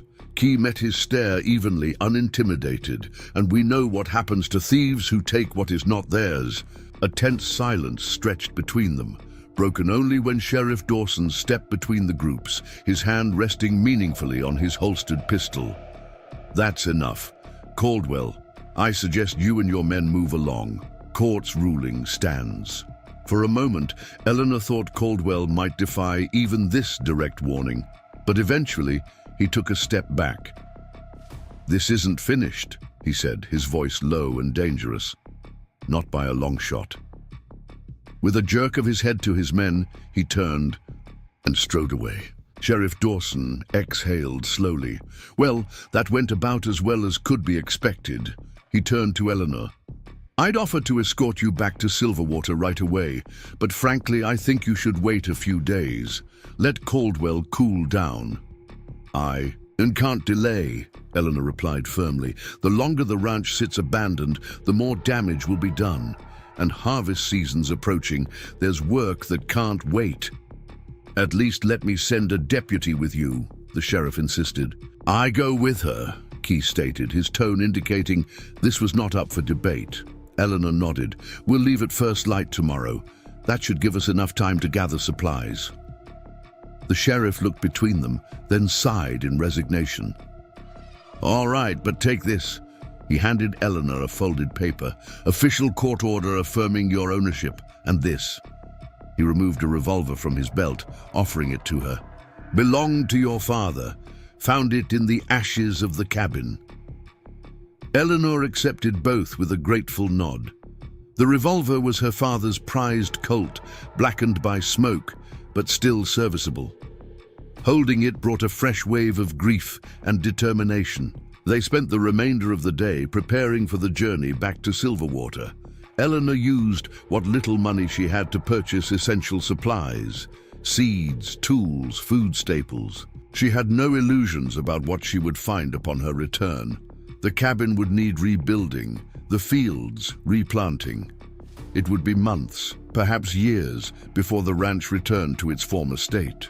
As they worked, She couldn't help noticing how Key moved through town, alert, watchful, yet with a quiet dignity that seemed impervious to the stares and muttered comments. In Pine Tree Junction, he was the outsider, just as she had been at Hidden Mesa. The parallel was not lost on her. That evening, back at the line shack, Eleanor sorted through their supplies, mentally cataloging what else they would need. Key sat outside, keeping watch as darkness fell. "You don't have to come with me, you know," she said when she joined, him wrapping a blanket around her shoulders against the cooling night air. "You've already done more than I could have asked." Key didn't look at her, his gaze remaining on the distant town lights. "Caldwell is Snake. Strikes when back is turned, not safe alone. I know, but your people at Hidden Mesa, they'll be wondering when you'll return." "Grandmother knows my path," he replied cryptically. "I sent message with trader this afternoon." Eleanor hesitated, then asked the question that had been on her mind since the courthouse. "What did you mean when you told Caldwell we know what happens to thieves? Has he tried to take Navajo land before?" Key was silent for a long moment. 3 summers ago, Caldwell men came to creek that feeds Hidden Mesa, built dam to divert water to his new pastures. Said water belonged to territory, not to Diné." His voice remained level, but Eleanor could sense the underlying anger. Water dried up, crops failed, children got sick from bad water in lower pools. What happened? Men disappeared, dam broke. Caldwell blamed Navajo but had no proof. A faint smile touched his lips. No one saw anything, no tracks found. Eleanor considered this. "You were involved, weren't you?" "Justice takes many forms," Key replied simply. "Sometimes courts, sometimes night wind." The implications of his words should have disturbed her, yet strangely, they didn't. After what Caldwell had done to her, what he had tried to do, she found she couldn't summon moral outrage at Key's methods. "My father always said a man who steals water in desert lands is worse than a murderer," she said quietly. "Because he kills slowly, kills many." Key turned to look at her then, his expression softening. "Your father was wise man." "Yes, he was." Eleanor stared into the darkness, thinking of all she had lost and what now lay ahead. "He would have liked you, I think." The journey back to Silverwater Ranch began at dawn, their horses loaded with supplies. Sheriff Dawson saw them off at the edge of town, his final words of caution still ringing in Eleanor's ears as they rode east into the rising sun. "Watch the horizon," he had warned. "Caldwell won't come at you directly now, but that doesn't mean he's given up." They traveled in companionable silence for much of the morning, each lost in their own thoughts. The familiar landmarks of Eleanor's childhood emerged from the landscape. The distinctive split rock formation her grandfather had called the Devil's Thumbs, the ancient cottonwood that marked the halfway point between town and ranch, the gentle rise of Baker's Hill with its view of the valley beyond. It was mid-afternoon when they crested that hill, giving Eleanor her first view of Silverwater since she had fled 3 weeks earlier. The sight stopped her breath in her chest. The cabin was indeed gone, nothing but a blackened rectangle marking where it had stood. The barn was partially burned, its roof collapsed on one side. The corral fence had been broken in several places, the garden trampled. Even from this distance, she could see that the irrigation ditches her father had so carefully maintained had been deliberately filled in places, causing water to pool uselessly or run off into the rocky soil. "They wanted to make sure I couldn't come back," she said softly, "that even if I won in court, I'd have nothing to return to." Key surveyed the damage with narrowed eyes. "Caldwell thinks breaking things breaks spirit. He does not understand what builds a life." His words, simple yet profound, steadied her. Eleanor straightened in the saddle. "No, he doesn't, and that's why he'll never win." She urged her horse forward. "Come on, there's daylight left and work to be done." The next hours were spent taking stock of the damage and establishing a rough camp near the remains of the barn. The spring, thankfully, remained untouched. Caldwell had likely hoped to claim it intact if his legal strategy succeeded. Eleanor tested the water, finding it cool and clear as always. "We'll need shelter first," she said, thinking aloud as she surveyed the homestead. "The barn's partial roof will do for tonight, but we'll need something more substantial soon." Key nodded, already gathering usable wood from the wreckage. "Start small. One room, expand later." Working together, they cleared a space in the intact portion of the barn, creating a temporary shelter. Key constructed a small fire pit outside with stones from the collapsed chimney of the cabin, while Eleanor salvaged what tools she could find amid the destruction. As sunset painted the western sky in shades of amber and gold, they sat by the small fire, eating a simple meal of beans and salt pork Eleanor had purchased in town. The enormity of the task ahead weighed heavily upon her, rebuilding from scratch, with limited resources and the constant threat of Caldwell's retaliation. "What troubles you?" Key asked, noting her pensive expression. Eleanor sighed. "I won the right to this land, but now I'm not sure I can keep it. There's so much to do, and I'm just one person." "Two people," Key corrected quietly. She looked at him across the fire. "I can't ask you to stay. You have your own home, your own people. Not asking." He poked at the fire with a stick, sending sparks spiraling upward. "My choice. But why? This isn't your fight." Key was silent for a long moment, his expression unreadable in the flickering firelight. "When I found you in Canyon," he said finally, "you were like wounded eagle, fierce, proud, but unable to fly. Now you begin to heal, to find strength again." He met her gaze directly. "I want to see eagle return to sky." The simple poetry of his words touched something deep within Eleanor. "I don't know what to say." "Say nothing. Rest now. Tomorrow we rebuild." And rebuild they did. Over the following days, a routine emerged. They rose at dawn, working through the morning on the most pressing tasks, clearing debris, salvaging materials, repairing the barn's roof to create a more secure, temporary shelter. Midday, when the sun was hottest, they rested in the shade, planning the next phase of work. Afternoons were spent on the land itself, clearing irrigation channels, assessing which fields could be salvaged for late planting, repairing boundary fences. On the fourth day, they began construction of a small cabin. Though far more modest than the original family home, it would provide solid shelter for the approaching autumn. Key's knowledge of building with limited materials proved invaluable. He showed Eleanor how to use mud and straw to create sturdy walls when sawn lumber was scarce, how to position the structure to take advantage of natural protection from the elements. Working alongside him, Eleanor found herself learning more than just practical skills. There was a philosophy to Key's approach to the land, a deep respect for its rhythms and resources, a way of seeing opportunity where she had seen only scarcity. He taught her to recognize plants her father had dismissed as weeds, but which provided food or medicine, to read the weather in subtle shifts of wind and cloud patterns. In turn, she shared her knowledge of the ranch's history, pointing out features her grandfather had created, telling stories of how each field had been won from the reluctant desert soil. Key listened with quiet interest, occasionally asking questions that revealed his deep understanding of land stewardship despite the differences in their traditions.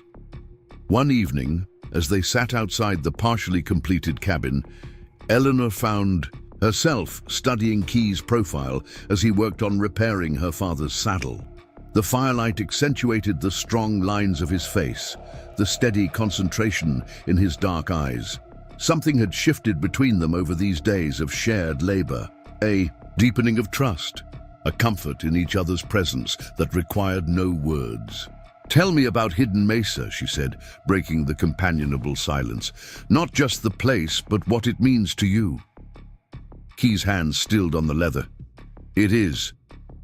He paused, searching for words. "Like heartbeat, center of life. Not just buildings, people, spirit of land itself."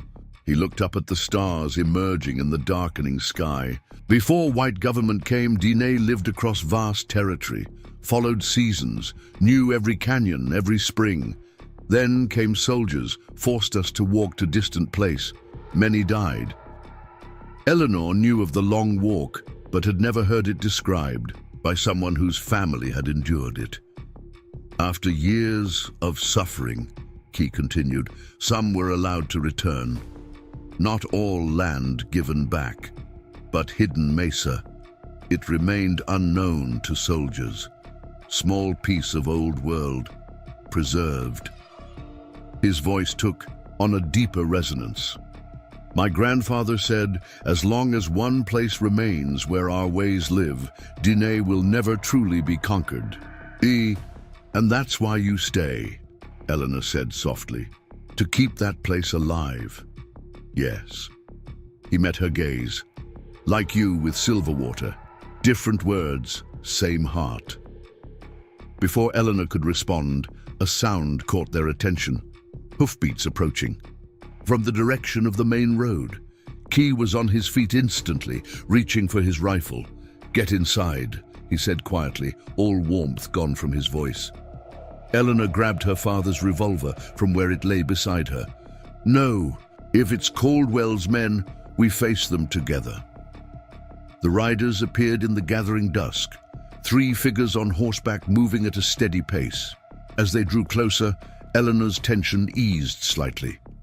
She recognized the lead rider as Thomas Yazzie from Hidden Mesa, accompanied by 2 other Navajo men.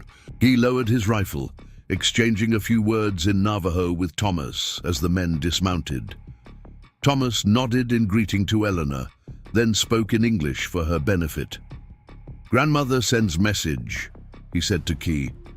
"Trader brought news. Caldwell. Men asking questions about Hidden Mesa. Where to find, how many people." His expression was grim. They planned something. Eleanor's blood ran cold. "He's going after your people because of me. Because you helped me." "No," Key said firmly. "Because Hidden Mesa has what he always wants. Water, land. You gave him excuse, not reason." Thomas nodded agreement. "Caldwell has new government papers. Says Navajo must move to reservation. Land. That Hidden Mesa, not recognized territory." "That's ridiculous," Eleanor protested. "Your people have been there for generations. Government changes minds like wind changes direction," Thomas replied with bitter resignation. "Papers. Say one thing, then another." Key and Thomas spoke rapidly in Navajo, the conversation clearly heated. Eleanor caught Margaret's name mentioned several times. Finally, Key turned to her. "I must return to Hidden Mesa," he said, regret evident in his voice. "My people prepare for possible attack." Though she had known this moment would come, Eleanor felt the news like a physical blow. "Of course," she managed. "They need you." Thomas addressed her directly. "Grandmother also sends message for you. Says your path and Keys are joined now, whether you walk together or apart." He reached into his saddlebag, producing a small package wrapped in soft hide. "She sends this." Eleanor accepted the package, unwrapping it carefully. Inside was a wedding basket, a shallow, ceremonial Navajo basket woven in the traditional pattern of red and black designs on a natural background. She recognized its significance immediately from her time at Hidden Mesa. Such baskets were central to Navajo marriage ceremonies. Heat rushed to her face as she looked up at Thomas in confusion. His expression remained neutral, but there was a glint of something like amusement in his eyes. "Grandmother says choices must be made soon. Storm approaches that will change everything." Eleanor glanced at Key, who appeared uncharacteristically uncomfortable.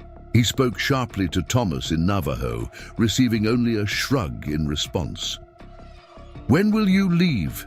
Eleanor asked, carefully rewrapping the basket to cover her confusion. "Morning," Key replied. "Thomas and others will help finish cabin roof before we go." Despite the practical necessity of his departure, Eleanor felt a hollow sensation opening inside her. In just days, she had grown accustomed to his presence, his quiet strength. The thought of continuing the massive task of rebuilding alone seemed suddenly overwhelming. "I understand," she said, striving to keep her voice steady. "Hidden Mesa needs its protector." That night, Eleanor lay awake in the barn shelter, listening to the murmured conversation of the Navajo men outside. Though she couldn't understand their words, the tone conveyed urgency, planning. They were preparing for conflict, she realized. Caldwell's reach was longer than she had imagined, his vindictiveness extending beyond her to threaten an entire community that had shown her kindness. The weight of responsibility pressed down upon her. She had won her land back, yes, but at what cost to others? And what did Margaret's gift mean? The old woman was too wise for idle gestures. The wedding basket carried a message Eleanor wasn't. Sure, she was ready to comprehend. Morning arrived with the blue-gray light of dawn filtering through the barn's damaged roof. Eleanor emerged to find Thomas and the other men already working on the cabin, securing the roof beams they had prepared the previous day. Key was saddling his horse, his few belongings packed and ready. She approached him, heart heavy. "I wish things were different." He turned to face her, his expression solemn. "What is right is rarely easy. My place now is with my people." "I know." She hesitated, then pressed forward. "Key, about Margaret's gift." "Grandmother sees things others cannot," he interrupted gently. "Future possibilities, paths not yet taken. Do not trouble yourself with her visions now." But Eleanor persisted. "She's telling me something important, about us." Key's eyes met hers, and for once, his carefully maintained composure slipped, revealing something vulnerable beneath. "There is no us in white man's world," he said quietly. "Navajo man, white woman, law forbids, custom rejects, even if hearts speak otherwise." The simple acknowledgement of feelings left unspoken hung in the air between them.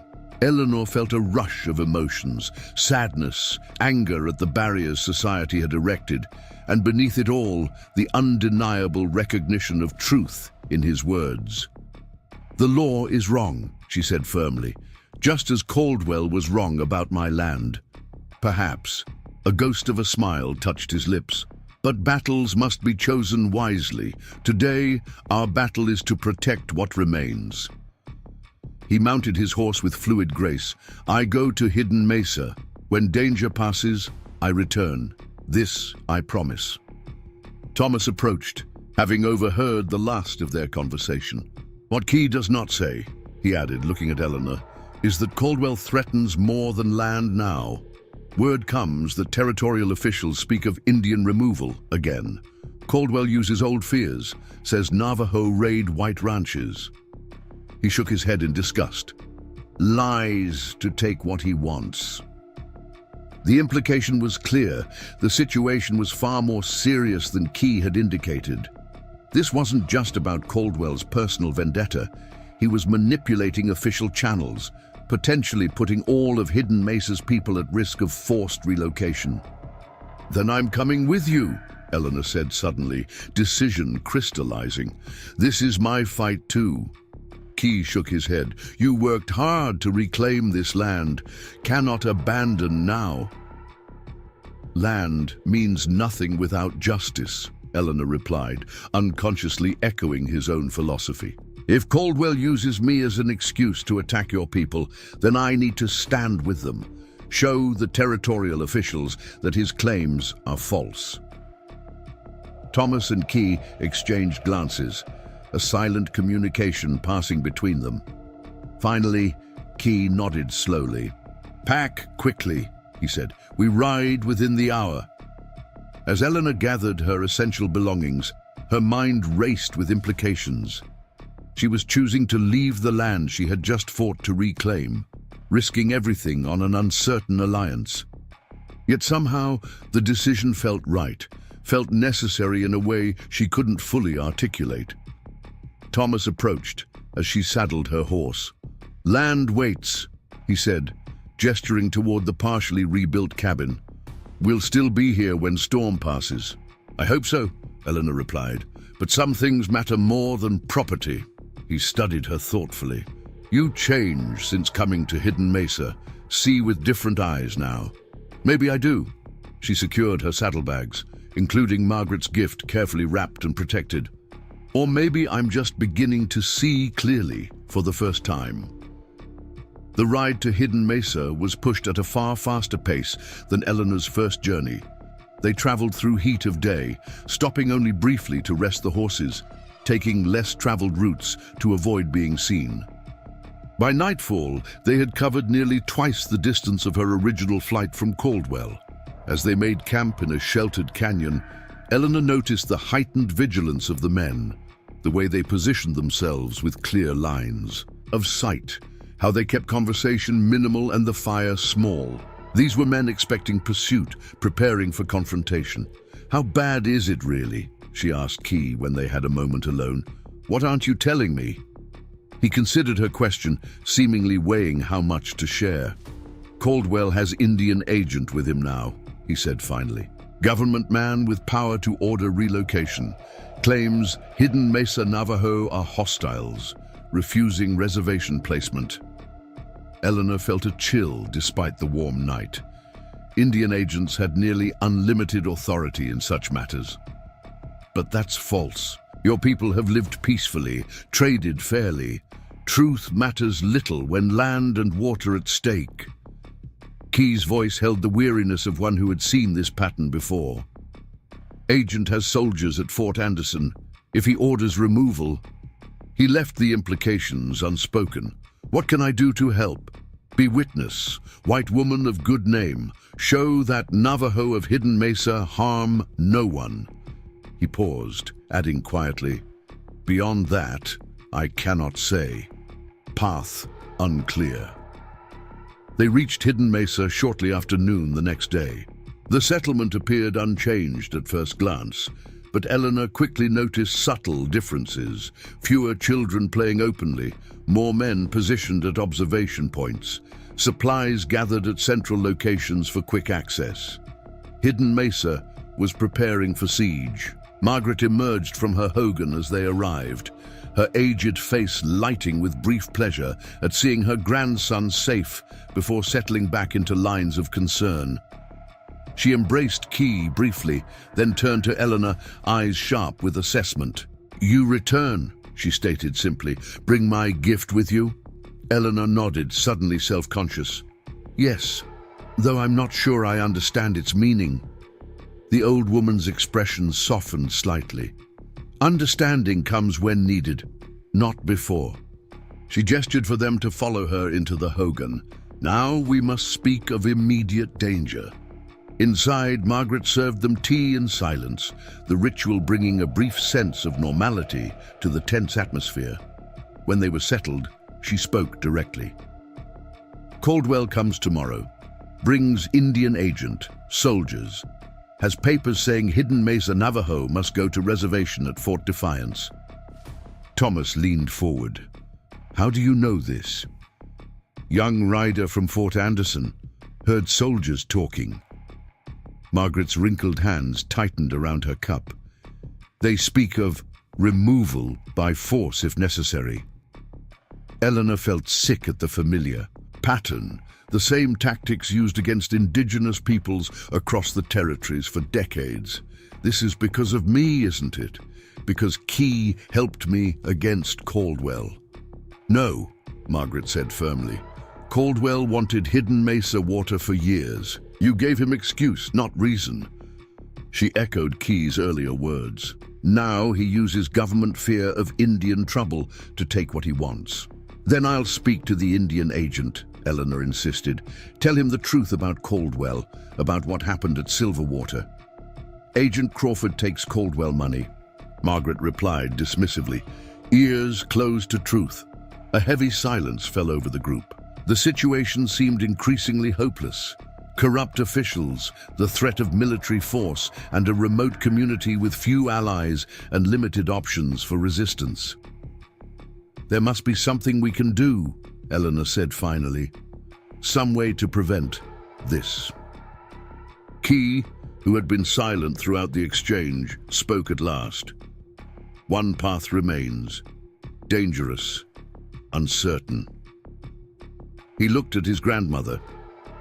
The old ways tell us when enemies surround, look for strength they do not expect. Margaret's eyes widened slightly. You speak of the Alliance Way. Yes. The old woman studied him for a long moment, then shifted her gaze to Eleanor. You would walk this path, understanding what it means? I don't understand, Eleanor admitted. What is the Alliance Way? In times past, Key explained, his voice taking on the cadence of storytelling. When Diné faced enemies too powerful to fight directly, they formed unbreakable bonds with allies. Not just promises or agreements, but true joining of peoples. Marriage between families created ties that even enemies had to recognize. Realization dawned slowly. You're suggesting... Eleanor trailed off, the implications overwhelming. Marriage, Margaret confirmed bluntly, between Navajo and respected white settler, creates protection under two laws, makes hidden mesa part of your legal property through family bond, complicates government removal. Eleanor's mind reeled at the suggestion.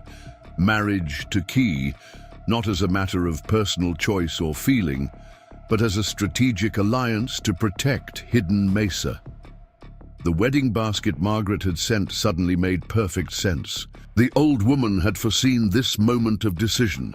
Would that even work? She asked, struggling to organize her thoughts. Would territorial authorities recognize a marriage between Navajo man and white woman? Margaret finished for her, expression unreadable. Some would not. But marriage performed by ordained minister, signed by witnesses, has legal standing, creates complications for Caldwell, for Indian agent. There's minister at Fort Anderson, Thomas added. Old man who speaks Navajo, performs marriages that territory recognizes. Key had not spoken, his eyes fixed on the fire burning in the center of the hogan. Eleanor found herself unable to read his expression, unable to discern whether this suggestion was purely strategic or held deeper meaning for him. This decision cannot be forced, Margaret said, her voice gentler now. Alliance Way works only when both walk path willingly, otherwise brings misfortune. She rose with the stiffness of age. Think until morning. Caldwell comes with sun. Decision must be made before then. With that she left the hogan, Thomas following after a respectful nod to Key and Eleanor. The silence that descended was heavy with unspoken questions. Finally, Eleanor broke it. Is this why you rescued me that day? Why you brought me to Hidden Mesa? Was this the plan all along? No! Key's response was immediate, definitive. Helped you because it was right.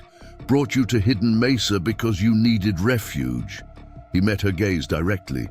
There was no plan. Then why suggest this now? Marriage is... She faltered, searching for words. Marriage should be more than strategy. Yes, his simple agreement surprised her. In perfect world, marriage is joining of hearts, of paths freely chosen, but our world not perfect. Key's voice remained steady, but something flickered in his eyes. Vulnerability, perhaps.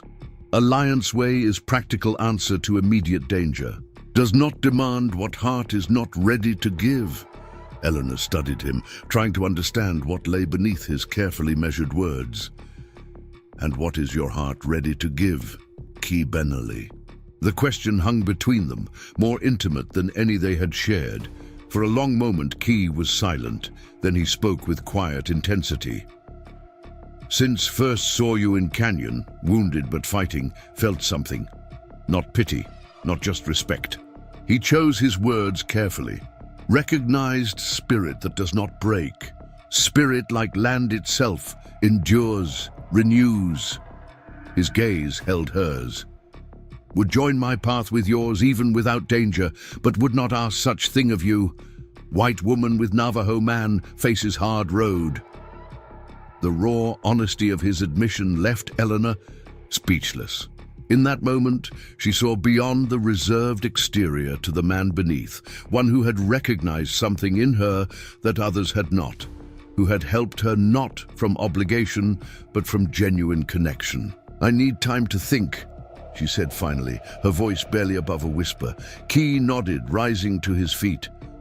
Until morning, he agreed, and slipped silently from the hogan, leaving Eleanor alone with her tumultuous thoughts. Sleep proved elusive. That night, Eleanor lay on her pallet staring at the smoke hole above where stars winked in the clear desert sky. Marriage. The word itself carried a weight of tradition, expectation, permanence. In Pine Tree Junction, young women married suitable. Young men, established households, followed paths laid out by generations before them. Nothing in her upbringing had prepared her for this choice, a marriage across cultural boundaries for reasons both practical and personal. Yet as she turned the idea over in her mind, examining it from every angle, Eleanor realized that the prospect did not repel her. Over these weeks, Key had shown himself to be honorable, intelligent, and kind beneath his reserved exterior. They worked well together, respected each other. And there was something else, a connection she couldn't quite name, but had felt growing since that first day in the canyon. Was that enough for marriage? In the world she had come from, perhaps not. But that world had crumbled with her father's death and Caldwell's attack. The woman who had fled Silverwater was not the same one who now lay, considering an alliance that would have once seemed unthinkable. Dawn arrived with soft golden light filtering through the hogan entrance. Eleanor rose, splashed water on her face from the small basin, and stepped outside to find the settlement already active with preparation.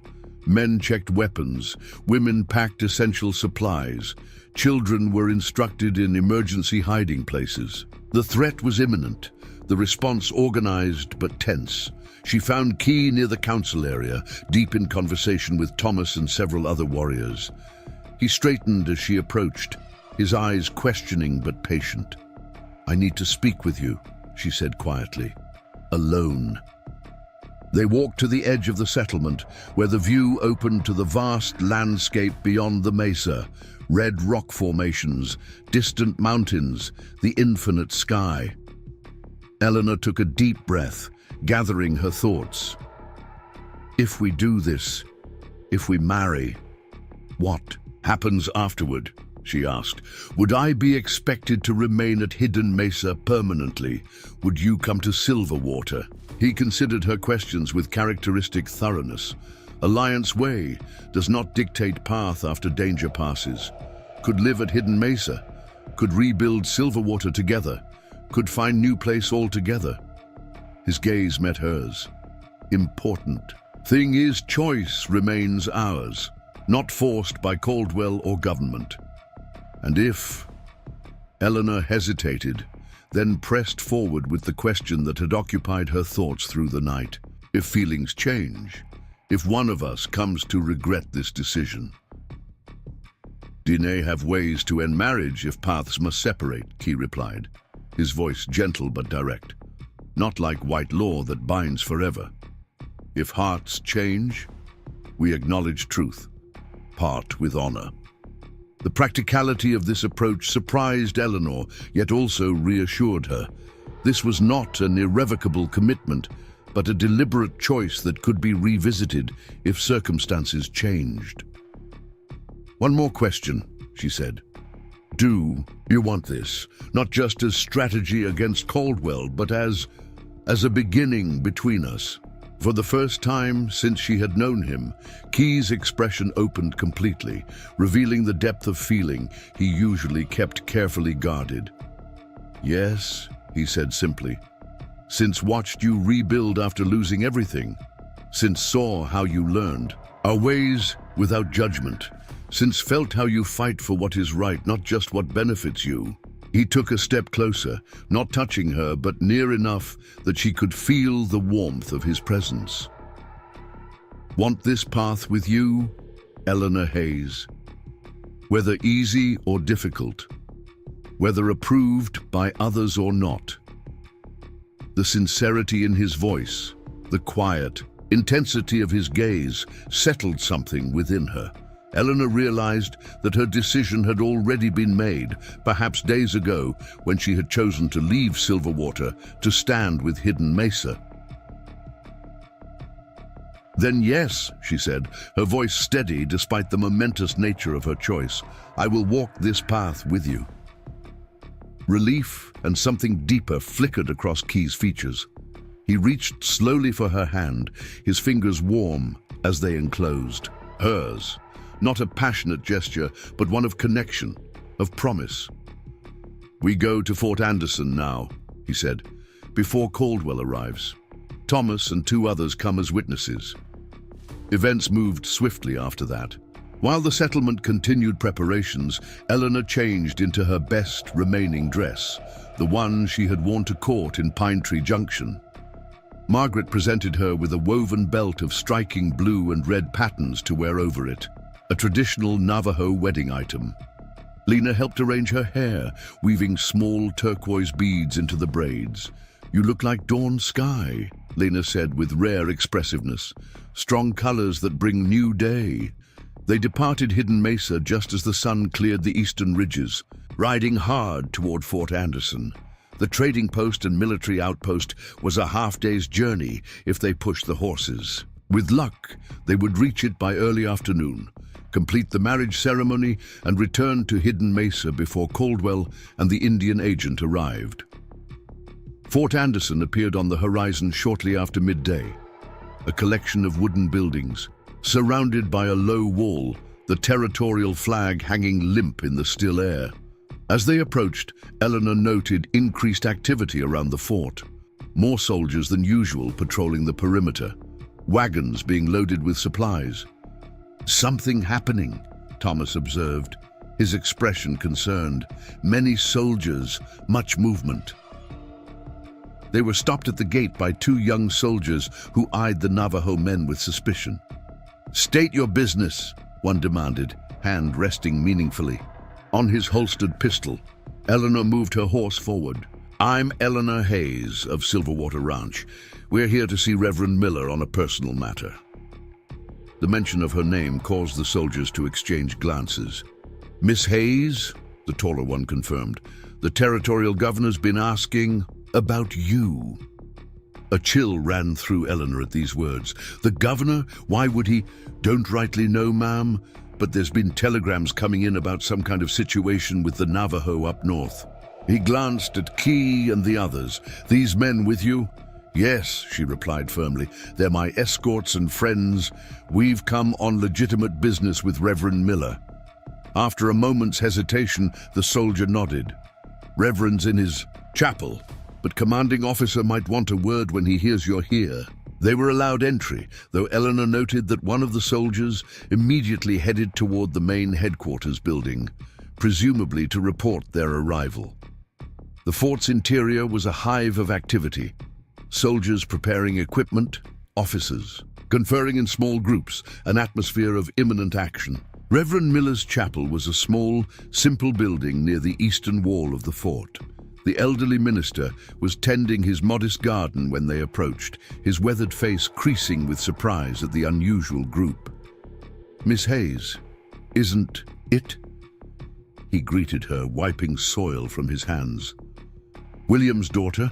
Haven't seen you since your mother's funeral, must be 10 years now." "Yes, Reverend."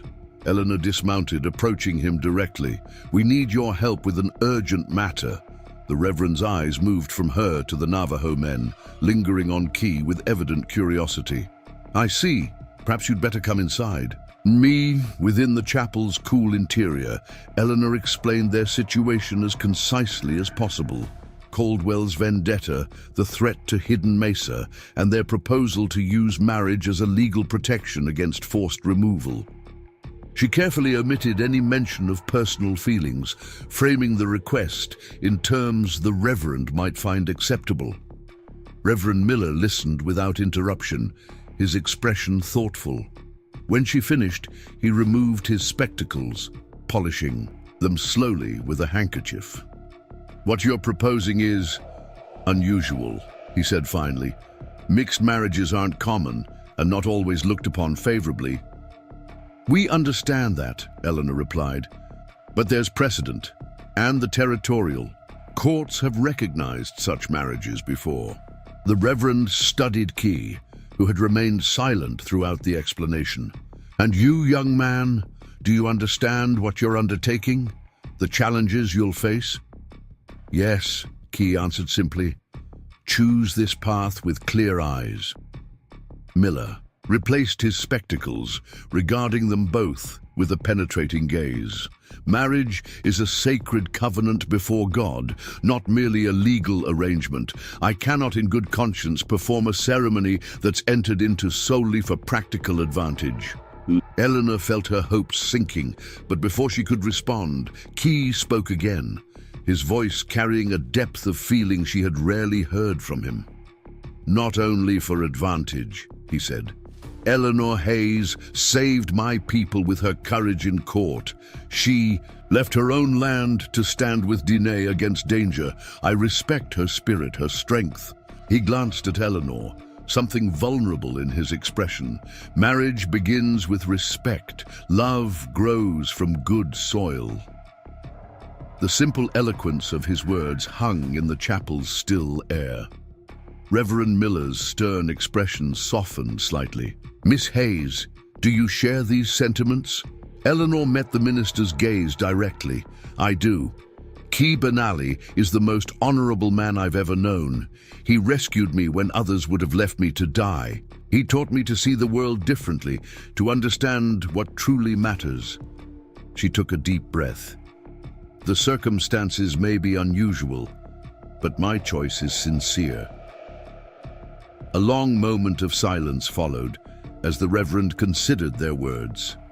Finally, he nodded slowly. "Very well, I will perform the ceremony, but," he raised a cautionary finger, "you must understand that this union may not provide the legal protection you're hoping for. The territorial authorities can be selective in which laws they choose to enforce."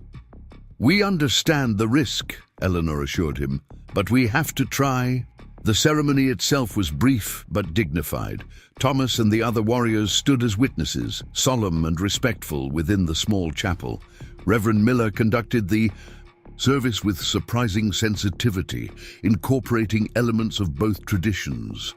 Christian vows, alongside a Navajo blessing Thomas had taught him years before. When Key placed the silver and turquoise band on Eleanor's finger, a family piece Margaret had sent with him, the moment felt surreal, yet strangely right. His hands were steady, his dark eyes intense as they met hers. Eleanor found herself thinking not of the strategic advantages of their union, but of the man himself, his quiet strength, his unwavering integrity, the depth of character she had come to admire. "By the authority vested in me by the Arizona Territory and Almighty God, I now pronounce you husband and wife," Reverend Miller declared. "What has been joined together, let no man put asunder." The words hung in the chapel air, weighty with implication. Eleanor and Key were now bound by law and custom, their separate paths officially merged into one. The enormity of the step they had taken settled over Eleanor as Reverend Miller signed the marriage certificate with a flourish, then handed the pen to each of them in turn. As they emerged from the chapel into the bright afternoon sunlight, Thomas approached with a worried expression. "Soldiers gathering," he said in a low voice. "Many horses prepared. Something happens." Eleanor glanced toward the fort's main yard, where indeed a company of soldiers appeared to be making ready for departure. A knot of officers stood near the headquarters building, engaged in serious conversation. "We should leave quickly," Key suggested, his hand coming to rest lightly at the small of Eleanor's back, a small, protective gesture that felt both foreign and comforting.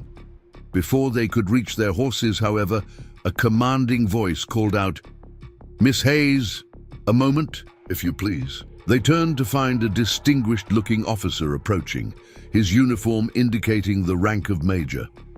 "I'm Major Collins, commanding officer of Fort Anderson," he introduced himself with a curt nod. "I understand you've just come from Hidden Mesa." Eleanor straightened, instinctively stepping closer to Key. "That's correct, and it's Mrs. Benali now, actually." The name felt strange on her tongue, but she emphasized it deliberately, watching for the officer's reaction. If Major Collins was surprised by this information, he concealed it well. "I see. Congratulations." His tone remained brisk, professional. "Mrs. Benali, I need to inform you that we've received reports of unrest in the Hidden Mesa area. There are concerns about potential violence against settlers." "Those reports are false," Eleanor replied firmly. "I've been living among the Navajo of Hidden Mesa. They're peaceful, law-abiding people who have harmed no one." The major's expression remained non-committal.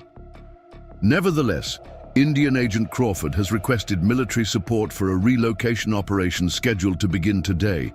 And Mr. Caldwell has filed complaints alleging theft of livestock and threatening behavior." Anger flared in Eleanor's chest. "Victor Caldwell is a liar and a land thief. He's fabricating these claims because he wants the water rights to Hidden Mesa. Surely you can see that." "My orders come directly from territorial authorities, ma'am." Collins's tone softened slightly. "However, your presence complicates matters. There was no mention of white settlers living among the Hidden Mesa." "Banned." Eleanor seized the opening. "Not just living among them, Major. I'm legally married to Key Benali as of today." She produced the marriage certificate, still ink fresh. "Hidden Mesa is now connected to Silverwater Ranch by family bond. Any action against one affects the other." Collins accepted the document, examining it with a frown. "This is irregular, but legal," Eleanor pressed. "Performed by an ordained minister, properly witnessed and signed. The territorial courts have recognized such marriages before." The major handed the certificate back, his expression troubled. "I'll need to consult with Agent Crawford. This may affect the parameters of our operation." "There shouldn't be an operation at all," Eleanor insisted. "These people have done nothing wrong. They've lived peacefully in that location for generations." "That's not for me to decide," Collins replied, though his tone suggested he might not entirely disagree. "Wait here, please. I need to send a message to the agent's party." As the major strode away, Thomas moved closer. "This marriage already creates problems for them," he observed with grudging admiration. "Good strategy." "It's more than strategy," Key said quietly, his eyes meeting Eleanor's. Something passed between them, acknowledgement of the deeper meaning beneath the practical alliance. They waited tensely as Collins disappeared into the headquarters building. Minutes stretched interminably, the fort's activity continuing around them. Finally, the major emerged, his expression grim. "Agent Crawford and Mr. Caldwell are already approaching Hidden Mesa," he reported. "My orders remain unchanged, to provide military support for the relocation." Eleanor felt her heart sink. "Then we need to get back immediately, before they arrive." "I'm afraid I can't allow that," Collins said regretfully. "My instructions are explicit, to prevent any interference with the agent's work." "You're detaining us?" Key's voice was dangerously quiet. "Consider it a safety precaution," the major replied. "Once the operation is complete, you'll be free to go." Rage and helplessness surged through Eleanor. "They're going to force innocent people From their homes while you hold us here, that's unconscionable. Collins's jaw tightened. My soldiers have families too, Mrs. Benally. Families that depend on their service. I don't have the authority to countermand orders from territorial officials. Then who does? Eleanor demanded, desperation lending sharpness to her voice. The major hesitated, then sighed. Only the territorial governor or a federal judge could issue a stay at this point. Then I need to send a telegram, Eleanor said firmly. Immediately. To whom? Collins asked skeptically. Judge Harmon in Pine Tree Junction, she replied, without hesitation. The same judge who ruled against Caldwell in our land dispute. He'll understand what's happening here. The major considered this, conflict evident in his expression. Finally, he nodded curtly. I'll allow it, but I make no promises about the outcome.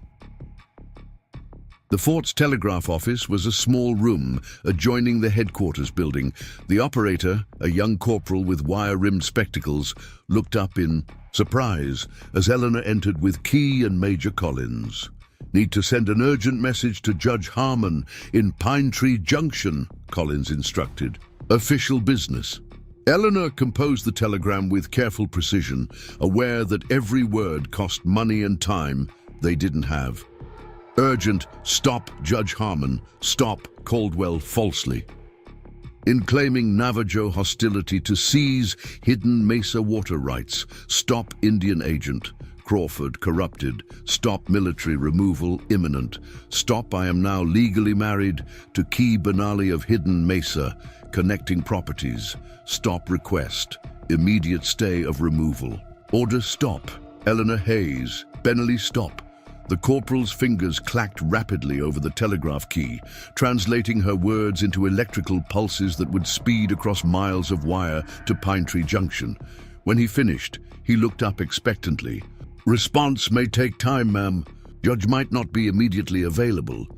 We don't have time, Eleanor said, turning to Major Collins. How long before your troops reach Hidden Mesa? The major checked his pocket watch.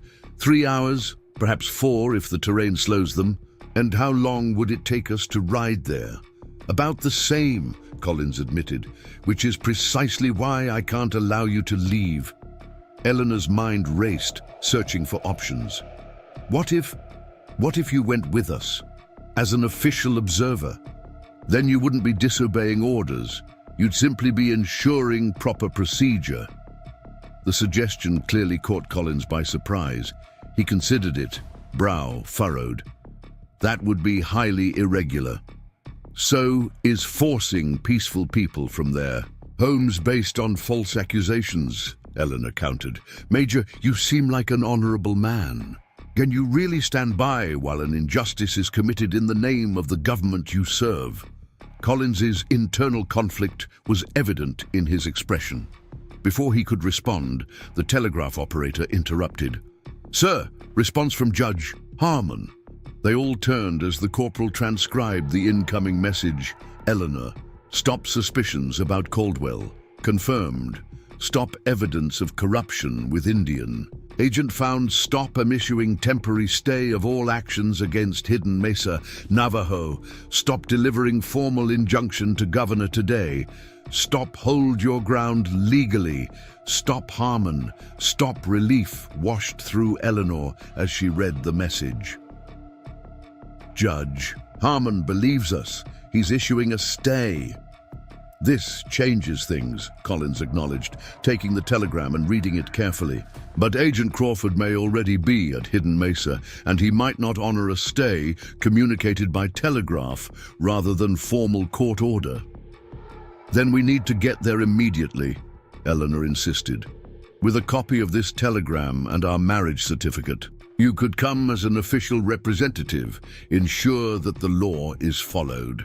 The major stood silent for a long moment, internal conflict evident in his expression. Finally he straightened, decision made. Corporal, send a message to Lieutenant Davidson. Tell him to delay any action at Hidden Mesa until I arrive with new orders. He turned to Eleanor and Key. We leave in 10 minutes. I'll accompany you with a small escort, not as a military force, but as official witnesses to ensure proper legal procedure. The ride to Hidden Mesa was conducted at the fastest pace the horses could sustain. Eleanor's mind churned with worry throughout the journey. Had they acted quickly enough? Would Caldwell and Agent Crawford respect the legal stay, or would they attempt to force the removal before official papers arrived? They crested the final ridge overlooking the hidden canyon that led to the mesa as the sun began its descent toward the western horizon. The sight below stopped them cold. A line of wagons and mounted men had already reached the base of the mesa, where the narrow trail began its ascent. At the head of the column, Eleanor recognized Victor Caldwell's distinctive figure alongside a man in a formal suit who could only be Agent Crawford. "We're almost too late," she breathed, spurring her horse forward. The descent to the canyon floor was treacherous at speed, but necessity drove them on. As they approached the government party, Eleanor could hear raised voices, Crawford appearing. "To give orders?" Navajo elders responding with dignified refusal. "Agent Crawford," Major Collins called out as they came within earshot. "Hold your position. I bring new orders." The group at the canyon entrance turned in surprise. Caldwell's face darkened with fury at the sight of Eleanor and Key, while Crawford, a thin, officious-looking man with a neatly trimmed beard, appeared merely annoyed at the interruption.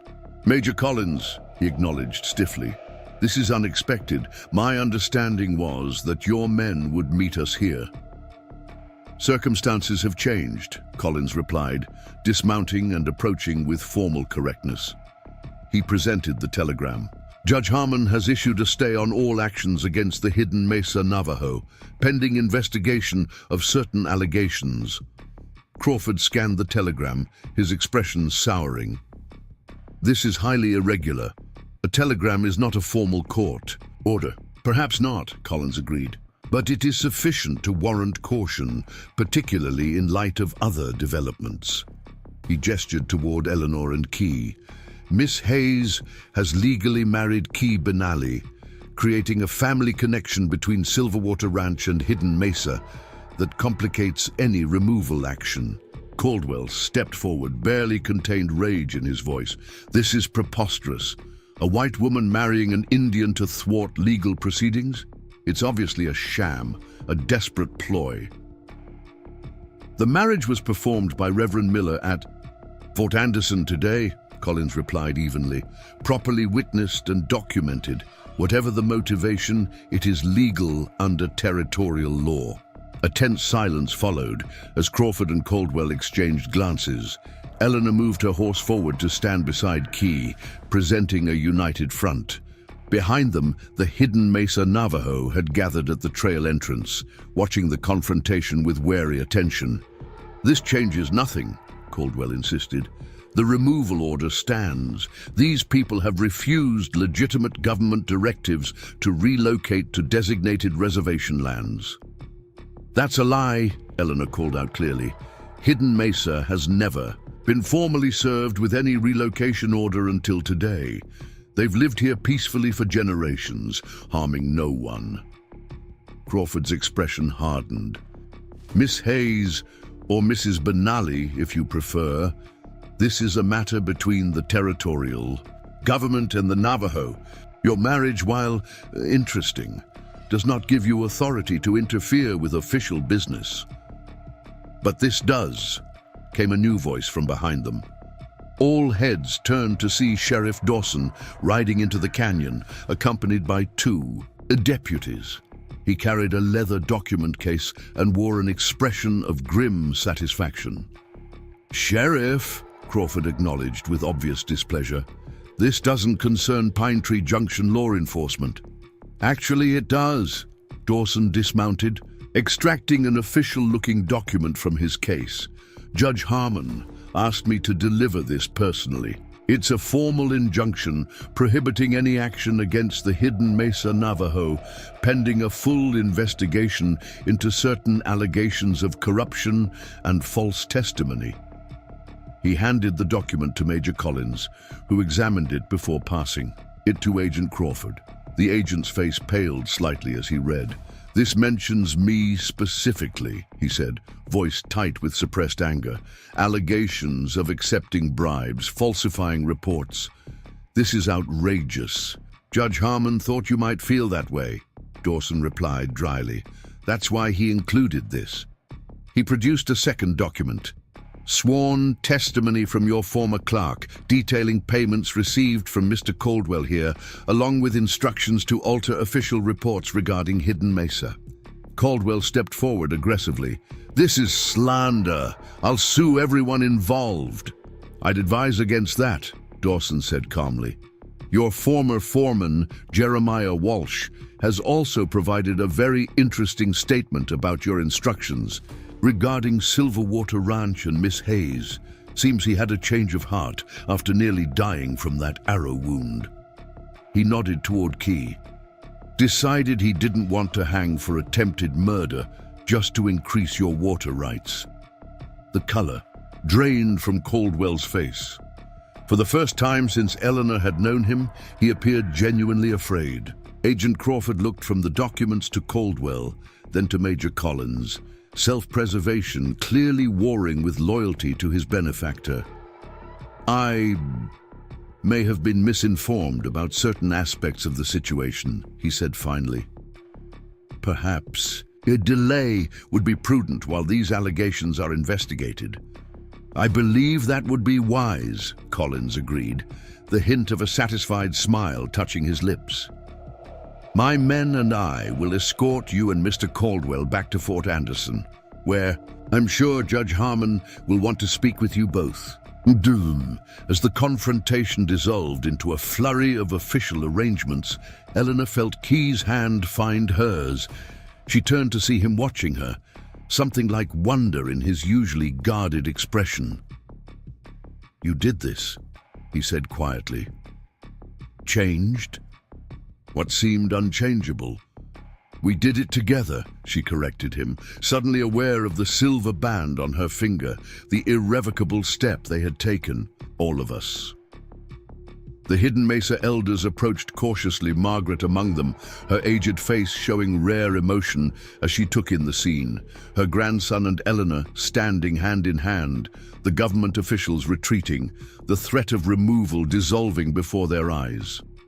"The Alliance way," she said simply, nodding with satisfaction. "Old wisdom still works in new times." As the government party prepared to depart under Sheriff Dawson and Major Collins's watchful eyes, Eleanor found herself faced with a moment she had not prepared for, returning to Hidden Mesa now, not just as a temporary guest or ally, but as Key's wife. The reality of their marriage, undertaken for strategic purposes but undeniably real, settled over her with new weight. Key seemed to sense her thoughts. "What comes now is our choice," he said quietly. "Not decided by courts or agents or even elders, just us." Eleanor looked from Hidden Mesa to the distant horizon where Silverwater Ranch lay. Two homes, two traditions, two possible futures. The choice was momentous, yet somehow, in that moment, it felt simple. "We rebuild," she said firmly, "both places. Hidden Mesa and Silverwater, not one or the other, both a part of who we are now." A rare, full smile transformed Key's face. "Two homes, one family," he agreed.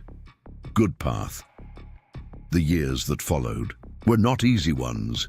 Rebuilding Silverwater Ranch required back-breaking labor through changing seasons. The new cabin slowly expanded room by room, a blend of Navajo building techniques and Western construction that proved more durable than either tradition alone. The fields flourished under combined knowledge, Eleanor's understanding of crop. Rotation merged with Key's ancient wisdom about desert planting cycles. Their marriage caused ripples throughout the territory. Some neighbors refused to trade with them. Others, remembering William Hayes's reputation for fairness, cautiously accepted the unusual partnership. In Pine Tree Junction, Eleanor and Key remained objects of curiosity and occasional hostility, but Sheriff Dawson's open support and Judge Harmon's continued legal protection gave them a foothold of respectability. At Hidden Mesa, the community initially viewed their marriage with uncertainty, but Margaret's unwavering approval carried significant weight. As months passed and Eleanor continued learning their language and ways, barriers slowly dissolved. When drought struck the region, the settlement's shared water rights with Silverwater Ranch ensured survival where other communities suffered. Victor Caldwell faced multiple charges of corruption, attempted murder, and land fraud. Though his money and connections spared him prison, his reputation and influence were permanently damaged. He eventually sold his holdings and left the territory.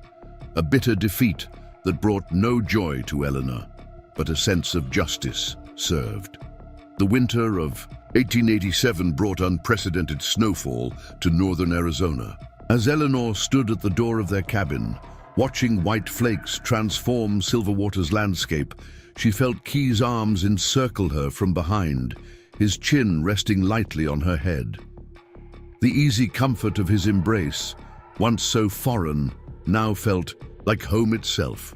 "Spring will be good," he said, his English now mostly unaccented after years of daily practice. "Snow means strong crops, full creek." Eleanor leaned back against his chest, one hand covering his, where it rested protectively over her swelling belly. Their first child would arrive with the spring planting, a new life to embody the bridge they had built between worlds. "Both Hidden Mesa and here?" she asked, contemplating the now familiar rhythm of dividing their time between the two homes. "Yes," Key confirmed. "Child should know both peoples, both lands." His hand gently caressed her stomach. "Margaret says we'll be daughter, strong like mother." Eleanor smiled, remembering the old woman's knowing eyes, how they had seen possibilities long before anyone else. "Margaret sees far," she agreed. "She knew our paths would join before we did." "Not just join," Key corrected softly. "Become one path." As twilight deepened into night, they remained at the doorway, watching stars emerge above the snow-covered land that had once been contested, fought over, nearly stolen, but now served as foundation for something unprecedented, a joining of traditions that was creating its own legacy with each passing season. The Alliance Way had begun as strategy, as survival, but standing together at the threshold between warmth and winter, Eleanor realized it had transformed into something neither culture had quite prepared them for, a love built not on romantic notions or social expectations, but on shared purpose, deep respect, and the daily choice to walk forward together. "One path," she echoed, turning in his arms to meet his gaze. "Our path." In the distance, Hidden Mesa stood silhouetted against the darkening sky, a sanctuary, a second home, the place where their journey together had truly begun. And beneath their feet, Silverwater Ranch spread outward, renewed and thriving under their combined care. Not two separate worlds, but a single landscape transformed by their unwillingness to accept the boundaries others had decreed immutable. As the first stars appeared in the clear desert sky, Eleanor and Key Benally turned back into their home, closing the door against the winter chill, secure in the knowledge that what they had built together across boundaries of culture, tradition, and expectation would endure long after the snow melted into spring. Up next, you've got two more standout stories right on your screen. If this one hit the mark, you won't want to pass these up. Just click and check them out.